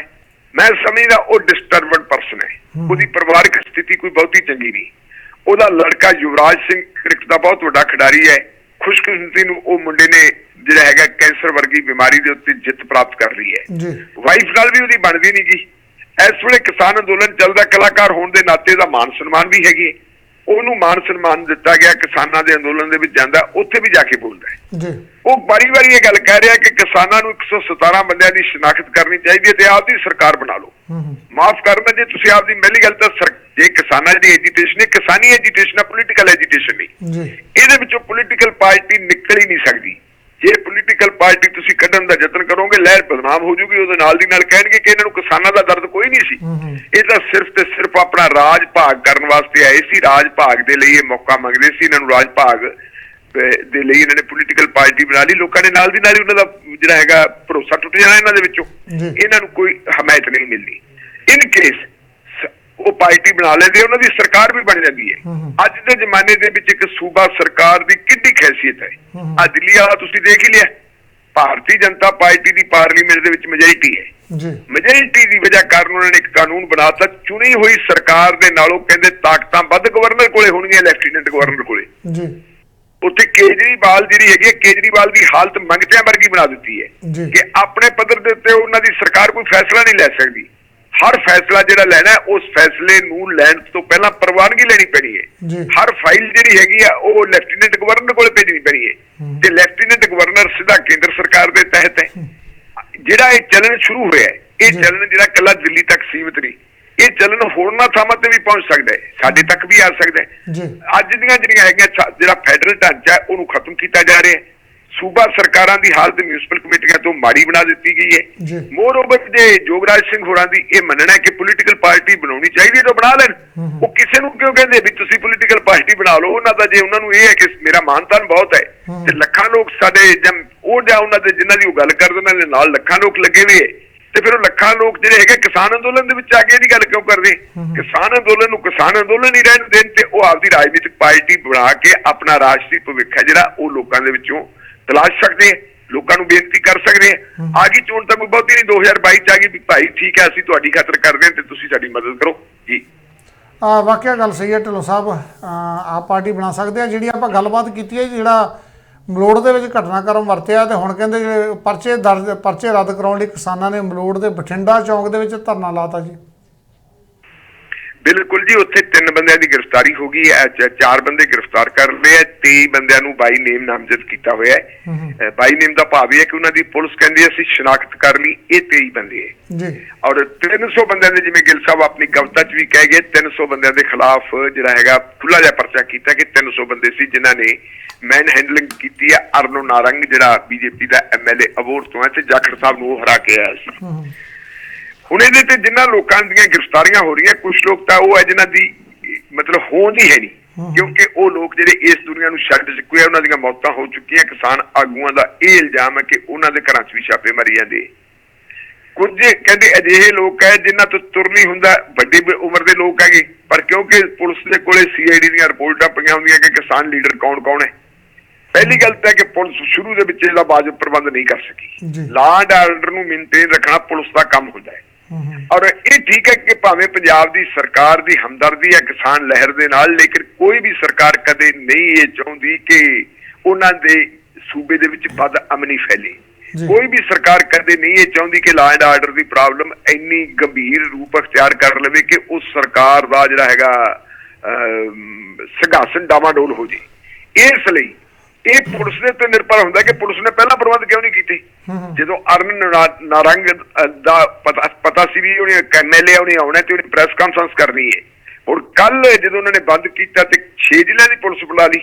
ਇਹ ਪੁਲਿਸ ਦਾ ਪ੍ਰਬੰਧ ਪਹਿਲਾਂ ਵੀ ਕੀਤਾ ਜਾ ਸਕਦਾ ਸੀ, ਪਰ ਕਈ ਵਾਰੀ ਕੀ ਹੁੰਦਾ ਕਿ ਪੁਲਿਸ ਅਫਸਰ ਵੀ ਜਿਹੜੇ ਹੈਗੇ ਉਹ ਥੋੜੇ ਜਿਹੇ ਘੇਸਲ ਮਾਰ ਜਾਂਦੇ ਵੀ ਚਲੋ ਕੋਈ ਨਹੀਂ ਆਪੇ ਆ ਕੇ ਮੁੜ ਜਾਣਗੇ, ਆਪਾਂ ਸਮਝਾ ਬੁਝਾ ਦੇਂਗੇ। ਲੇਕਿਨ ਜਿਵੇਂ ਮੈਂ ਪਹਿਲਾਂ ਵੀ ਕਰ ਚੁੱਕਿਆ ਕਿ 3 ਮਹੀਨੇ ਹੋ ਗਏ ਅੰਦੋਲਨ ਚੱਲਦੇ ਨੂੰ, 100 ਦਿਨ ਤੋਂ ਉੱਪਰ ਹੋ ਗਿਆ। ਜਿਸ ਕਿਸਮ ਦਾ ਉਹਨਾਂ ਪ੍ਰਤੀ ਨਜ਼ਰੀਆ ਅਪਣਾਇਆ ਹੋਇਆ ਅੰਦੋਲਨ ਪ੍ਰਤੀ, ਉਹਦੇ ਨਾਲ ਕਿਸਾਨ ਬਹੁਤ ਜ਼ਿਆਦਾ ਬੇਚੈਨ ਹੈ। ਕੱਲ ਹਾਲਾਤ ਬੜੇ ਜਿਹੜੇ ਹੈਗੇ ਜੀ ਕ੍ਰਿਟੀਕਲ ਹੋ ਗਏ ਸੀ, ਹਾਲਾਤ ਇੰਨੇ ਵਿਗੜ ਗਏ ਸੀ ਕਿ ਇੱਕ ਪਾਸੇ ਤਾਂ BJP ਦੇ ਲੀਡਰ ਹੈ ਜਿਹੜੇ ਉਹਨਾਂ ਨੇ ਆ ਕੇ ਤੇ ਮਾਰਚ ਸ਼ੁਰੂ ਕਰ ਦਿੱਤਾ, ਲੋਕੋ ਬੰਦ ਕਰੋ, ਉਹਨਾਂ ਨੂੰ ਸੱਦੇ ਦੇਣੇ ਸ਼ੁਰੂ ਕਰਤੇ। ਦੂਜੇ ਪਾਸੇ ਕਿਸਾਨਾਂ ਦਾ ਇਕੱਠ ਜਿਹੜਾ ਫਕਰਸਰ ਖੇੜੀ ਪਿੰਡ ਹੈ ਜੀ, ਜਦੋਂ ਗਿੱਦੜਬਾਹਾ ਤੋਂ ਆਪਾਂ ਮਲੋਟ ਨੂੰ ਜਾਂਦੇ ਆ ਰਸਤੇ ਦੇ ਵਿੱਚ ਆਉਂਦੇ ਉੱਥੇ ਇੱਕ ਵੱਡਾ ਇਕੱਠ ਹੋ ਗਿਆ ਤੇ ਉਸ ਇਕੱਠ ਦੇ ਵਿੱਚ ਉਹਨਾਂ ਨੇ ਫੈਸਲਾ ਕੀਤਾ ਕਿ ਜਿਨ੍ਹਾਂ ਕਿਸਾਨਾਂ ਦੇ ਘਰਾਂ ਦੇ ਉੱਤੇ ਛਾਪੇ ਮਾਰੇ ਜਾ ਰਹੇ ਆ ਅਸੀਂ ਉਹਨਾਂ ਦੇ ਨਾਲ ਡਟ ਕੇ ਖੜਾਂਗੇ। ਪਿੰਡਾਂ ਦੀਆਂ ਗਲੀਆਂ ਦੇ ਵਿੱਚ ਜੇ ਪੁਲਿਸ ਆਊਗੀ ਤਾਂ ਪੁਲਿਸ ਦਾ ਅਸੀਂ ਵਿਰੋਧ ਕਰਾਂਗੇ। ਫਿਰ ਉਹਨਾਂ ਨੇ ਡਿਮਾਂਡ ਕੀਤੀ ਕਿ ਸਾਨੂੰ ਵੀ ਇਹਦਾ ਪ੍ਰੋਟੈਸਟ ਕਰਨਾ ਚਾਹੀਦਾ ਕਿ ਜਿਹੜੇ ਝੂਠੇ ਮੁਕੱਦਮੇ ਦਰਜ ਕਰੀ ਜਾਂਦੇ ਤੁਸੀਂ, ਜਿਨ੍ਹਾਂ ਦਾ ਕੋਈ ਕਸੂਰ ਹੈ ਉਹਨਾਂ ਬੰਦਿਆਂ ਨੂੰ ਫੜ ਲਓ। ਲੇਕਿਨ ਧਾਰਾ 307 ਵਰਗੀਆਂ ਤੁਸੀਂ ਗੰਭੀਰ ਧਾਰਾਵਾਂ ਲਾ ਕੇ FIR ਦਰਜ ਕਰ ਦਿਓ। ਹੋਣਾ ਤਾਂ ਇਹਨਾਂ ਕੇਸਾਂ ਦੇ ਵਿੱਚ ਕੁਝ ਨਹੀਂ ਹੁੰਦਾ, ਬਾਅਦ ਦੇ ਵਿੱਚ ਇਹ ਕੇਸ ਬਰੀ ਹੋ ਜਾਂਦੇ ਆ। ਲੇਕਿਨ ਜਦੋਂ ਬੰਦਾ ਕਿਸੇ ਦੇ 307 ਲੱਗ ਜੇ 6-6 ਮਹੀਨੇ ਜ਼ਮਾਨਤ ਨਹੀਂ ਹੁੰਦੀ, ਉਹਨੂੰ ਜੇਲ੍ਹ 'ਚ ਰੁਲਣਾ ਪੈਂਦਾ ਹੈ। ਸ਼ੁਰੂ 'ਚ ਤੁਸੀਂ ਪ੍ਰਬੰਧ ਠੀਕ ਨਹੀਂ ਕੀਤਾ, ਬਾਅਦ ਦੇ ਵਿੱਚ ਤੁਸੀਂ ਸਖਤ ਧਾਰਾਵਾਂ ਲਾਤੀਆਂ, ਇਹਦੇ ਵਿੱਚ ਪੁਲਿਸ ਦੀ ਜ਼ਿੰਮੇਵਾਰੀ ਬਣਦੀ ਹੈ। ਸੋ ਉਹਨਾਂ ਨੇ ਜੀ ਕੱਲ ਜਿਹੜਾ ਬਠਿੰਡਾ ਚੌਕ ਹੈ ਉਹਨੂੰ ਗੁਰੂ ਨਾਨਕ ਦੇਵ ਚੌਕ ਵੀ ਕਹਿ ਦਿੰਦੇ ਆ, ਜਿੱਥੇ ਅਬੋਹਰ, ਫਾਜ਼ਿਲਕਾ, ਮੁਕਤਸਰ ਇਹ ਸਾਡੀਆਂ ਸੜਕਾਂ ਆਉਂਦੀਆਂ। ਕੋਈ GT ਰੋਡ ਦੇ ਉੱਪਰ ਜਿਹੜੀ ਵੱਡੀ ਸੜਕ ਹੈ ਉੱਥੇ ਚੌਕ ਹੈ, ਬਹੁਤ ਵੱਡਾ ਚੌਕ ਹੈ ਤੇ ਉੱਥੇ ਸੈਂਕੜਿਆਂ ਦੀ ਤਾਦਾਦ ਦੇ ਵਿੱਚ ਕਿਸਾਨ ਪਹੁੰਚ ਗਏ। ਫਿਰ ਕੋਸ਼ਿਸ਼ ਕੀਤੀ ਪੁਲਿਸ ਵਾਲਿਆਂ ਨੇ ਕਿ ਉਹਨਾਂ ਨੂੰ ਸਮਝਾਇਆ ਜਾਵੇ, ਰੋਕਿਆ ਜਾਵੇ। ਕਈ ਵਾਰੀ ਹਾਲਾਤ ਉੱਥੇ ਤਣਾਅਪੂਰਨ ਬਣੇ, ਪਰ ਫਿਰ ਵੀ ਕਿਸਾਨ ਲੀਡਰਸ਼ਿਪ ਨੇ ਇਹ ਗੱਲ ਕਹੀ, ਆਪਣੇ ਬੰਦਿਆਂ ਨੂੰ ਸਮਝਾਇਆ ਕਿ ਉਤੇਜਿਤ ਨਾ ਹੋ। ਇੱਥੋਂ ਤੱਕ ਗੱਲਾਂ ਚੱਲ ਪਈਆਂ ਕਿ ਜੇ BJP ਵਾਲੇ ਜਬਰੀ ਬੰਦ ਕਰਾਉਣਗੇ ਕਿਸਾਨ ਆਪਣੇ ਦੁਕਾਨਦਾਰਾਂ ਤੋਂ ਦੁਕਾਨਾਂ, ਤਾਂ ਕਿਸਾਨਾਂ ਨੇ ਸੱਦਾ ਦਿੱਤਾ ਦੁਕਾਨਦਾਰਾਂ ਨੂੰ ਕਿ ਭਰਾਵੋ ਅਸੀਂ ਵੀ ਤੁਹਾਡੀ ਮਦਦ ਤੇ ਆ ਰਹੇ ਹਾਂ, ਅਸੀਂ ਵੀ ਤੁਹਾਡੇ ਨਾਲ ਆ। ਪੁਲਿਸ ਦੇ ਲਈ ਬਹੁਤ ਹੀ ਜਿਹੜੀ ਹੈਗੀ ਹੈ ਗੰਭੀਰ ਸਥਿਤੀ ਬਣ ਗਈ ਸੀ। ਪਰ ਹੁਣ ਇਹ ਦੇਖਣਾ ਹੈ ਕਿ ਇਹ ਮਾਮਲਾ ਇੱਥੇ ਰੁਕਣਾ ਨਹੀਂ। ਇਹ ਪੁਲਿਸ ਦੀਆਂ ਰੇਡਾਂ ਐਵੇਂ ਰਹੀਆਂ, ਪੁਲਿਸ ਲੋਕਾਂ ਨੂੰ ਫੜਨ ਲੱਗ ਗਈਆਂ, ਸਰਕਾਰਾਂ ਨੂੰ, ਹਕੂਮਤ ਨੂੰ, ਪ੍ਰਸ਼ਾਸਨ ਨੂੰ ਇਹ ਦੇਖਣਾ ਚਾਹੀਦਾ ਕਿ ਘਟਨਾਕ੍ਰਮ ਵਾਪਰਿਆ ਕਿਉਂ। ਜਦੋਂ BJP ਦੇ ਲੀਡਰ ਆਉਂਦੇ ਆ, BJP ਦੇ ਲੀਡਰ ਜੇ ਆਉਂਦੇ ਆ ਕੇ ਉਹਨਾਂ ਨੂੰ ਉਤੇਜਿਤ ਕਰਦੇ ਆ 300 ਦੇ ਕਰੀਬ ਕਿਸਾਨ ਮਾਰਿਆ ਗਿਆ, ਉਹਨਾਂ ਨੂੰ ਕਿਸੇ ਨੇ ਸ਼ਰਧਾਂਜਲੀ ਨਹੀਂ ਭੇਟ ਕੀਤੀ। ਇਹ ਨਹੀਂ ਗੱਲ ਕਹੀ ਕਿ ਬੜੀ ਮਾੜੀ ਗੱਲ ਹੋਈ। ਪਿੰਡਾਂ ਦੇ ਵਿੱਚ ਰੋਜ਼ ਡੈੱਡ ਬੋਡੀ ਕਿਤੇ ਨਾ ਕਿਤੇ ਆ ਜਾਂਦੀ ਹੈ। ਮੈਂ ਨਹੀਂ ਦੇਖਿਆ ਅਜੇ ਤੱਕ ਕਿ ਬੀਜੇਪੀ ਦੇ ਕਿਸੇ ਲੀਡਰ ਨੇ ਜਾ ਕੇ ਕਿਸੇ ਮ੍ਰਿਤਕ ਜਿਹੜਾ ਮ੍ਰਿਤਕ ਹੈ ਉਹਦੇ ਪਰਿਵਾਰ ਨਾਲ ਹਮਦਰਦੀ ਪ੍ਰਗਟ ਕੀਤੀ ਹੋਵੇ। ਸੋ ਇਹਨਾਂ ਹਾਲਾਤਾਂ ਦੇ ਵਿੱਚ ਬਹੁਤ ਜਿਹੜੀ ਹੈ ਜੀ ਤਣਾਅਪੂਰਨ ਸਥਿਤੀ ਬਣੀ ਹੋਈ ਹੈ। ਇਹ ਇਲਾਕਾ ਜਿਹੜਾ ਮਲੋਟ ਦਾ ਇਲਾਕਾ ਹੈ, ਇਸ ਇਲਾਕੇ ਨੂੰ ਅਸੀਂ ਦੇਖੀ ਤਾਂ ਇਸ ਇਲਾਕੇ ਦਾ ਜਿਹੜਾ ਸਮਾਜਿਕ ਬਣਤਰ ਹੈ ਉਹ ਵੀ ਵੱਖਰੀ ਕਿਸਮ ਦੀ ਹੈ ਬਾਕੀ ਪੰਜਾਬ ਦੇ ਨਾਲੋਂ, ਕਿਉਂਕਿ 1947 ਦੇ ਵਿੱਚ ਜਦੋਂ ਭਾਰਤ ਦੀ ਵੰਡ ਹੋਈ ਸੀ ਇਸ ਇਲਾਕੇ ਦੇ ਵਿੱਚ ਬਹੁਤ ਸਾਰੇ ਪਿੰਡ ਉਹ ਸੀ ਜਿਹੜੇ ਮੁਸਲਿਮ ਭਰਾਵਾਂ ਦੇ ਪਿੰਡ ਸੀ। ਜਦੋਂ ਮੁਸਲਿਮ ਭਰਾ ਇੱਥੋਂ ਉੱਜੜ ਕੇ ਪਾਕਿਸਤਾਨ ਨੂੰ ਚਲੇ ਗਏ, ਪਿੰਡਾਂ ਦੇ ਪਿੰਡ ਖਾਲੀ ਹੋ ਗਏ ਸੀ। ਬਾਅਦ ਦੇ ਵਿੱਚ ਫਿਰ ਜਿਹੜੀਆਂ ਹੈਗੀਆਂ ਪਾਕਿਸਤਾਨ ਵਾਲੇ ਪਾਸੋਂ ਜਿਹੜੇ ਸਿੱਖ ਤੇ ਹਿੰਦੂ ਉੱਜੜ ਕੇ ਆਏ ਸੀ, ਖਾਸ ਕਰਕੇ ਕਿਸਾਨੀ ਭਾਈਚਾਰਾ ਕਹਿ ਦਈਏ ਆਪਾਂ, ਉਸ ਭਾਈਚਾਰੇ ਨੂੰ ਇਹਨਾਂ ਪਿੰਡਾਂ ਦੇ ਵਿੱਚ ਜ਼ਮੀਨਾਂ ਅਲਾਟ ਹੋਈਆਂ ਸੀ। ਸੋ ਇਹ ਜੇ ਅਸੀਂ ਜਿਹੜੀ ਸਾਡੀ ਉਹ ਜੀਤੀ ਰੋਡ ਹੈਗੀ ਮਲੋਟ ਤੋਂ ਜਿਹੜੀ ਡੱਬ ਵਾਲੀ ਨੂੰ ਜਾਂਦੀ ਹੈ ਉਹਦਾ ਉਰਲਾ ਹਿੱਸਾ ਦੇਖੀਏ ਤਾਂ ਇਹ ਮਲਵਈ ਪਿੰਡ ਹੈ। ਪਰਲਾ ਹਿੱਸਾ ਜਿਹੜਾ ਹੈਗਾ ਉਹਦੇ ਵਿੱਚ ਅਸੀਂ ਕਹਿ ਸਕਦੇ ਹਾਂ ਪਾਕਿਸਤਾਨ ਦੇ ਵਿੱਚੋਂ ਆਏ ਹੋਏ ਸਾਡੇ ਜਿਹੜੇ ਭਾਊ ਭਾਈਚਾਰਾ ਅਸੀਂ ਕਹਿ ਦਿੰਦੇ ਆ ਉਹ ਲੋਕ ਹੈਗੇ। ਉਹ ਇਲਾਕਾ ਜਿਸ ਇਲਾਕੇ ਦੇ ਵਿੱਚੋਂ ਜਦੋਂ ਅਸੀਂ ਗੱਲ ਕਰਦੇ ਹਾਂ ਖਾੜਕੂਬਾਦ ਦੀ, ਖਾੜਕੂਬਾਦ ਦੇ ਦੌਰ ਦੇ ਵਿੱਚ ਵੀ ਇੱਥੇ ਕਾਫੀ ਗਿਣਤੀ ਦੇ ਵਿੱਚ ਜਿਹੜੇ ਹੈਗੇ ਆ ਮੁੰਡੇ ਜਿਹੜੇ ਆ ਉਸ ਵੇਲੇ ਕਾਨੂੰਨ ਤੋਂ ਬਾਗੀ ਹੋ ਗਏ ਸੀ। ਜੇ ਅਸੀਂ ਅੱਜ ਦੀ ਪ੍ਰਵੇਲਿੰਗ ਸਿਚੁਏਸ਼ਨ ਦੀ ਸਥਿਤੀ ਦੇਖੀ ਤਾਂ ਪ੍ਰਵੇਲਿੰਗ ਸਿਚੁਏਸ਼ਨ ਦੇ ਵਿੱਚ ਵੀ ਇਸ ਹਲਕੇ ਦੇ ਵਿੱਚੋਂ ਜਿਹੜੇ ਹੈਗੇ ਆ ਕਈ ਮੁੰਡੇ ਪੈਦਾ ਹੋਏ ਆ। ਵਿੱਕੀ ਗੌਂਡਰ ਜੀ ਦਾ ਜ਼ਿਕਰ ਕੌਂਦਾ ਜੀ ਨੇ ਸੁੱਖਾ ਕਾਲਮਾ ਨੂੰ ਮਾਰਨ ਦੇ ਵਿੱਚ ਉਦੋਂ ਕਹਿੰਦੇ ਸੀ ਬੜੀ ਵੱਡੀ ਭੂਮਿਕਾ ਰਹੀ ਹੈ। ਉੱਥੇ ਸੁੱਖਾ ਕਾਲਮਾ ਨੂੰ ਕਤਲ ਕੀਤਾ ਸੀ ਔਰ ਫਗਵਾੜੇ ਦੇ ਕੋਲੇ ਉਹਦੀ ਪੁਲਿਸ ਵਾਲਿਆਂ ਤੋਂ ਹਥਿਆਰ ਖੋਲੇ ਸੀ। ਉਹਦੀ ਉੱਥੇ ਜਦੋਂ ਉਹਨਾਂ ਨੇ ਕਤਲ ਕੀਤਾ ਸੀ ਉੱਥੇ ਡਾਂਸ ਵਗੈਰਾ ਵੀ ਕੀਤਾ ਸੀ। ਉਹ ਵਿੱਕੀ ਗੌਂਡਰ ਵੀ ਇਸੇ ਇਲਾਕੇ ਦੇ ਸੀ। ਸਰਾਮਾ ਬੋਦਲਾ ਪਿੰਡ ਹੈ, ਗਿੱਲ ਸਾਹਿਬ ਜਾਣ ਸੁਣੀ ਜਾਂਦੇ ਹੋਣਗੇ। ਸਰਾਮਾ ਬੋਦਲਾ ਪਿੰਡ ਆ, ਬਹੁਤ ਵੱਡਾ ਪਿੰਡ ਆ ਔਰ ਉਸ ਪਿੰਡ ਦੇ ਵਿੱਚ ਆਫੀਸਰ ਵੀ ਕਾਫੀ ਸਾਰੇ ਹੈਗੇ ਆ, ਪੁਲਿਸ ਦੇ ਵਿੱਚ ਵੀ ਆਫੀਸਰ ਹੈ। ਸੋ ਇਹ ਬੜਾ ਨਾਜ਼ੁਕ ਜਿਹਾ ਇਲਾਕਾ ਹੈ। ਇੱਥੇ ਜਿਹੜੀ ਅੱਗ ਪਾ ਦਿੱਤੀ ਹੈ ਬੀਜੇਪੀ ਵਾਲਿਆਂ ਨੇ ਤੇ ਪ੍ਰਸ਼ਾਸਨ ਦੀ ਨਾਕਾਮੀ ਨੇ, ਇਹ ਅੱਗ ਮੁੜ ਕੇ ਸਾਰੇ ਪੰਜਾਬ ਨੂੰ ਆਪਣੇ ਕਲਾਵੇ ਦੇ ਵਿੱਚ ਲੈ ਸਕਦੀ ਹੈ। ਇਹਨੂੰ ਬਹੁਤ ਜਿਹੜੀ ਹੈ ਨਾ ਰਾਜਨੀਤਿਕ ਰੋਟੀਆਂ ਨਹੀਂ ਸੇਕਣੀਆਂ ਚਾਹੀਦੀਆਂ ਇਸ ਮੁੱਦੇ ਤੇ, ਕਿਸਾਨ ਮੁੱਦੇ ਦੇ ਉੱਤੇ, ਕਿ ਤੁਸੀਂ ਉਤੇਜਿਤ ਕਰਕੇ ਲੋਕਾਂ ਨੂੰ ਭੜਕਾਓ ਤੇ ਭੜਕਾ ਕੇ ਫਿਰ ਤੁਸੀਂ ਉਹ ਮਾਹੌਲ ਬਣਾਓ ਔਰ ਸਾਨੂੰ ਵੀ ਉਤੇਜਿਤ ਨਹੀਂ ਹੋਣਾ ਚਾਹੀਦਾ। ਸੋ ਇਹ ਜਿਹੜੀ ਘਟਨਾਕ੍ਰਮ ਹੋਇਆ, ਇਸ ਘਟਨਾਕ੍ਰਮ ਦੇ ਵਿੱਚ ਹੁਣ ਕਿਸਾਨ ਤੇ ਪ੍ਰਸ਼ਾਸਨ ਵੀ ਆਮਣੇ ਸਾਹਮਣੇ ਹੋ ਗਏ ਔਰ ਕਿਸਾਨ ਤੇ ਬੀਜੇਪੀ ਵੀ ਆਮਣੇ ਸਾਹਮਣੇ ਹੋ ਗਈ। ਮਾਮਲੇ ਨੂੰ ਕਮਿਊਨਲ ਰੰਗਤ ਦੇਣ ਦੀ ਕੋਸ਼ਿਸ਼ ਕੀਤੀ ਜਾ ਰਹੀ ਹੈ, ਪਰ ਪ੍ਰਸ਼ਾਸਨ ਨੂੰ ਇਹ ਚਾਹੀਦਾ ਕਿ ਹਾਂ ਜਿਨ੍ਹਾਂ ਲੋਕਾਂ ਨੇ ਅਰੁਣ ਨਾਰੰਗ ਦੇ ਨਾਲ ਧੱਕਾ ਮੁੱਕੀ ਕੀਤੀ ਹੈ, ਉਹਦੇ ਕੱਪੜੇ ਵਗੈਰਾ ਫੜੇ ਹੈ, ਜਿੰਨਾ ਕੋ ਉਹਨਾਂ ਦਾ ਦੋਸ਼ ਬਣਦਾ ਉਹਨੇ ਇੱਕ ਦੋਸ਼ ਦੇ ਤਹਿਤ ਤੁਸੀਂ ਉਹਨਾਂ ਦੇ ਖਿਲਾਫ ਕਾਰਵਾਈ ਕਰੋ। ਆਪਣੀਆਂ ਨਾਕਾਮੀਆਂ ਨੂੰ ਲੁਕਾਉਣ ਵਾਸਤੇ ਉਹਨਾਂ ਦੇ ਖਿਲਾਫ ਗੰਭੀਰ ਲਾਈਆਂ ਧਾਰਾਵਾਂ ਜਿਹੜੀਆਂ ਉਹਨਾਂ ਧਾਰਾਵਾਂ ਨੂੰ ਤੁਸੀਂ ਰੱਦ ਕਰੋ। ਔਰ ਜਿਹੜੇ ਘਰਾਂ ਦੇ ਵਿੱਚ ਬੈਠੇ ਲੋਕ ਹੈ ਜਾਂ ਜਿਹੜੇ ਇਸ ਦੁਨੀਆ ਦੇ ਵਿੱਚ ਨਹੀਂ ਰਹੇ, ਐਡੀ ਬਹੁਤ ਤੁਸੀਂ ਦੇਖੋ ਬੇਵਕੂਫੀ ਵਾਲੀ ਗੱਲ ਕੀ ਕਿ ਜਿਹੜੇ ਬੰਦੇ ਇਸ ਦੁਨੀਆ ਦੇ ਵਿੱਚ ਰਹੇ ਨਹੀਂ, ਜੇ ਉਹਨਾਂ ਦਾ ਨਾਂ FIR ਦੇ ਵਿੱਚ ਜਾਂ ਜਿਮਨੀਆਂ ਦੇ ਵਿੱਚ ਪੈ ਗਿਆ, ਇਹ ਪੜਤਾਲ ਕਰਨੀ ਤਾਂ ਪੁਲਿਸ ਅਫਸਰਾਂ ਦਾ ਹੱਕ ਹੈ। ਉਹ ਦੇਖਣ ਕਿ ਅਸੀਂ ਇਹਨਾਂ ਬੰਦਿਆਂ ਨੂੰ ਗਲਤ ਜਿਹੜੇ ਜਿਨ੍ਹਾਂ ਦੇ ਨਾਂ ਲਿਖਾਏ ਵੀ ਇਹਨਾਂ ਨੂੰ ਕੱਢਣਾ ਤੇ ਉਹਨਾਂ ਨੂੰ ਕੱਢਣਾ ਚਾਹੀਦਾ ਜੀ। ਬਿਲਕੁਲ ਜੀ, ਆਪਣੇ ਨਾਲ ਕਾਲਰ ਜੁੜ ਗਏ ਜੀ, ਆਪਾਂ ਕਾਲ ਲੈਂਦੇ ਹਾਂ। ਹੈਲੋ ਹਾਂਜੀ, ਸਵਾਗਤ ਹੈ ਵੀਰ ਜੀ, ਸਤਿ ਸ਼੍ਰੀ ਅਕਾਲ। ਸਤਿ ਸ਼੍ਰੀ ਅਕਾਲ ਜੀ, ਮੈਂ ਗੁਰਪ੍ਰੀਤ ਬੋਲਦਾ ਜੀ। ਜੀ ਗੁਰਪ੍ਰੀਤ ਜੀ, ਸਵਾਗਤ ਹੈ, ਬੜੇ ਦਿਨਾਂ ਬਾਅਦ ਆਵਾਜ਼ ਸੁਣੀ। ਸਤਿ ਸ਼੍ਰੀ ਅਕਾਲ। ਮੈਂ ਕਦਨ ਅੱਗੇ ਵੀ ਕੀਤੀ ਸੀ, ਉਸ ਦਿਨ ਕਾਲ ਸ਼ੁਰੂ ਨਹੀਂ ਹੋਈ, ਪਤਾ ਨਹੀਂ ਕੋਈ ਪ੍ਰੋਬਲਮ ਸੀਗੀ ਸਿਸਟਮ 'ਚ।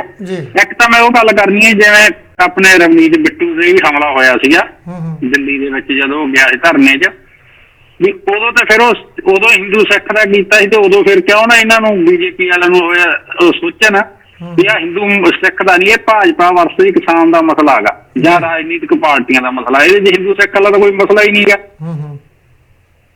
ਨੰਬਰ 1 ਤੇ। ਨੰਬਰ 2 ਤੇ ਵੀ ਜਿਹੜਾ ਹਰਿਆਣੇ ਦੇ ਵਿੱਚ ਜਾਂ ਯੂਪੀ ਦੇ ਵਿੱਚ ਜਿਹੜਾ ਸੰਜੀਵ ਬਲਿਆਨ ਦੇ ਉਦੋਂ ਜਿੰਦਾਬਾਦ ਮੁਰਦਾਬਾਦ ਹੋਈ ਆ ਤੇ ਉਦੋਂ ਸਿੱਖ ਹਿੰਦੂ ਵਾਲਾ ਮਸਲਾ ਨਹੀਂ ਸੀ, ਉਹ ਤਾਂ ਸਾਰੇ ਹਿੰਦੂ ਸੀ। ਚਲੋ ਹਰਿਆਣੇ 'ਚ ਤਾਂ ਪੰਜਾਬੀ ਹੈਗੇ ਨੇ, ਯੂਪੀ 'ਚ ਤਾਂ ਉਹ ਵੀ ਹੈ ਨਹੀਂ ਗੇ, ਜਿਹੜੇ 4 ਪੰਜਾਬੀ ਇੱਥੇ ਜੁੜ ਜਾਂਦੇ ਆ।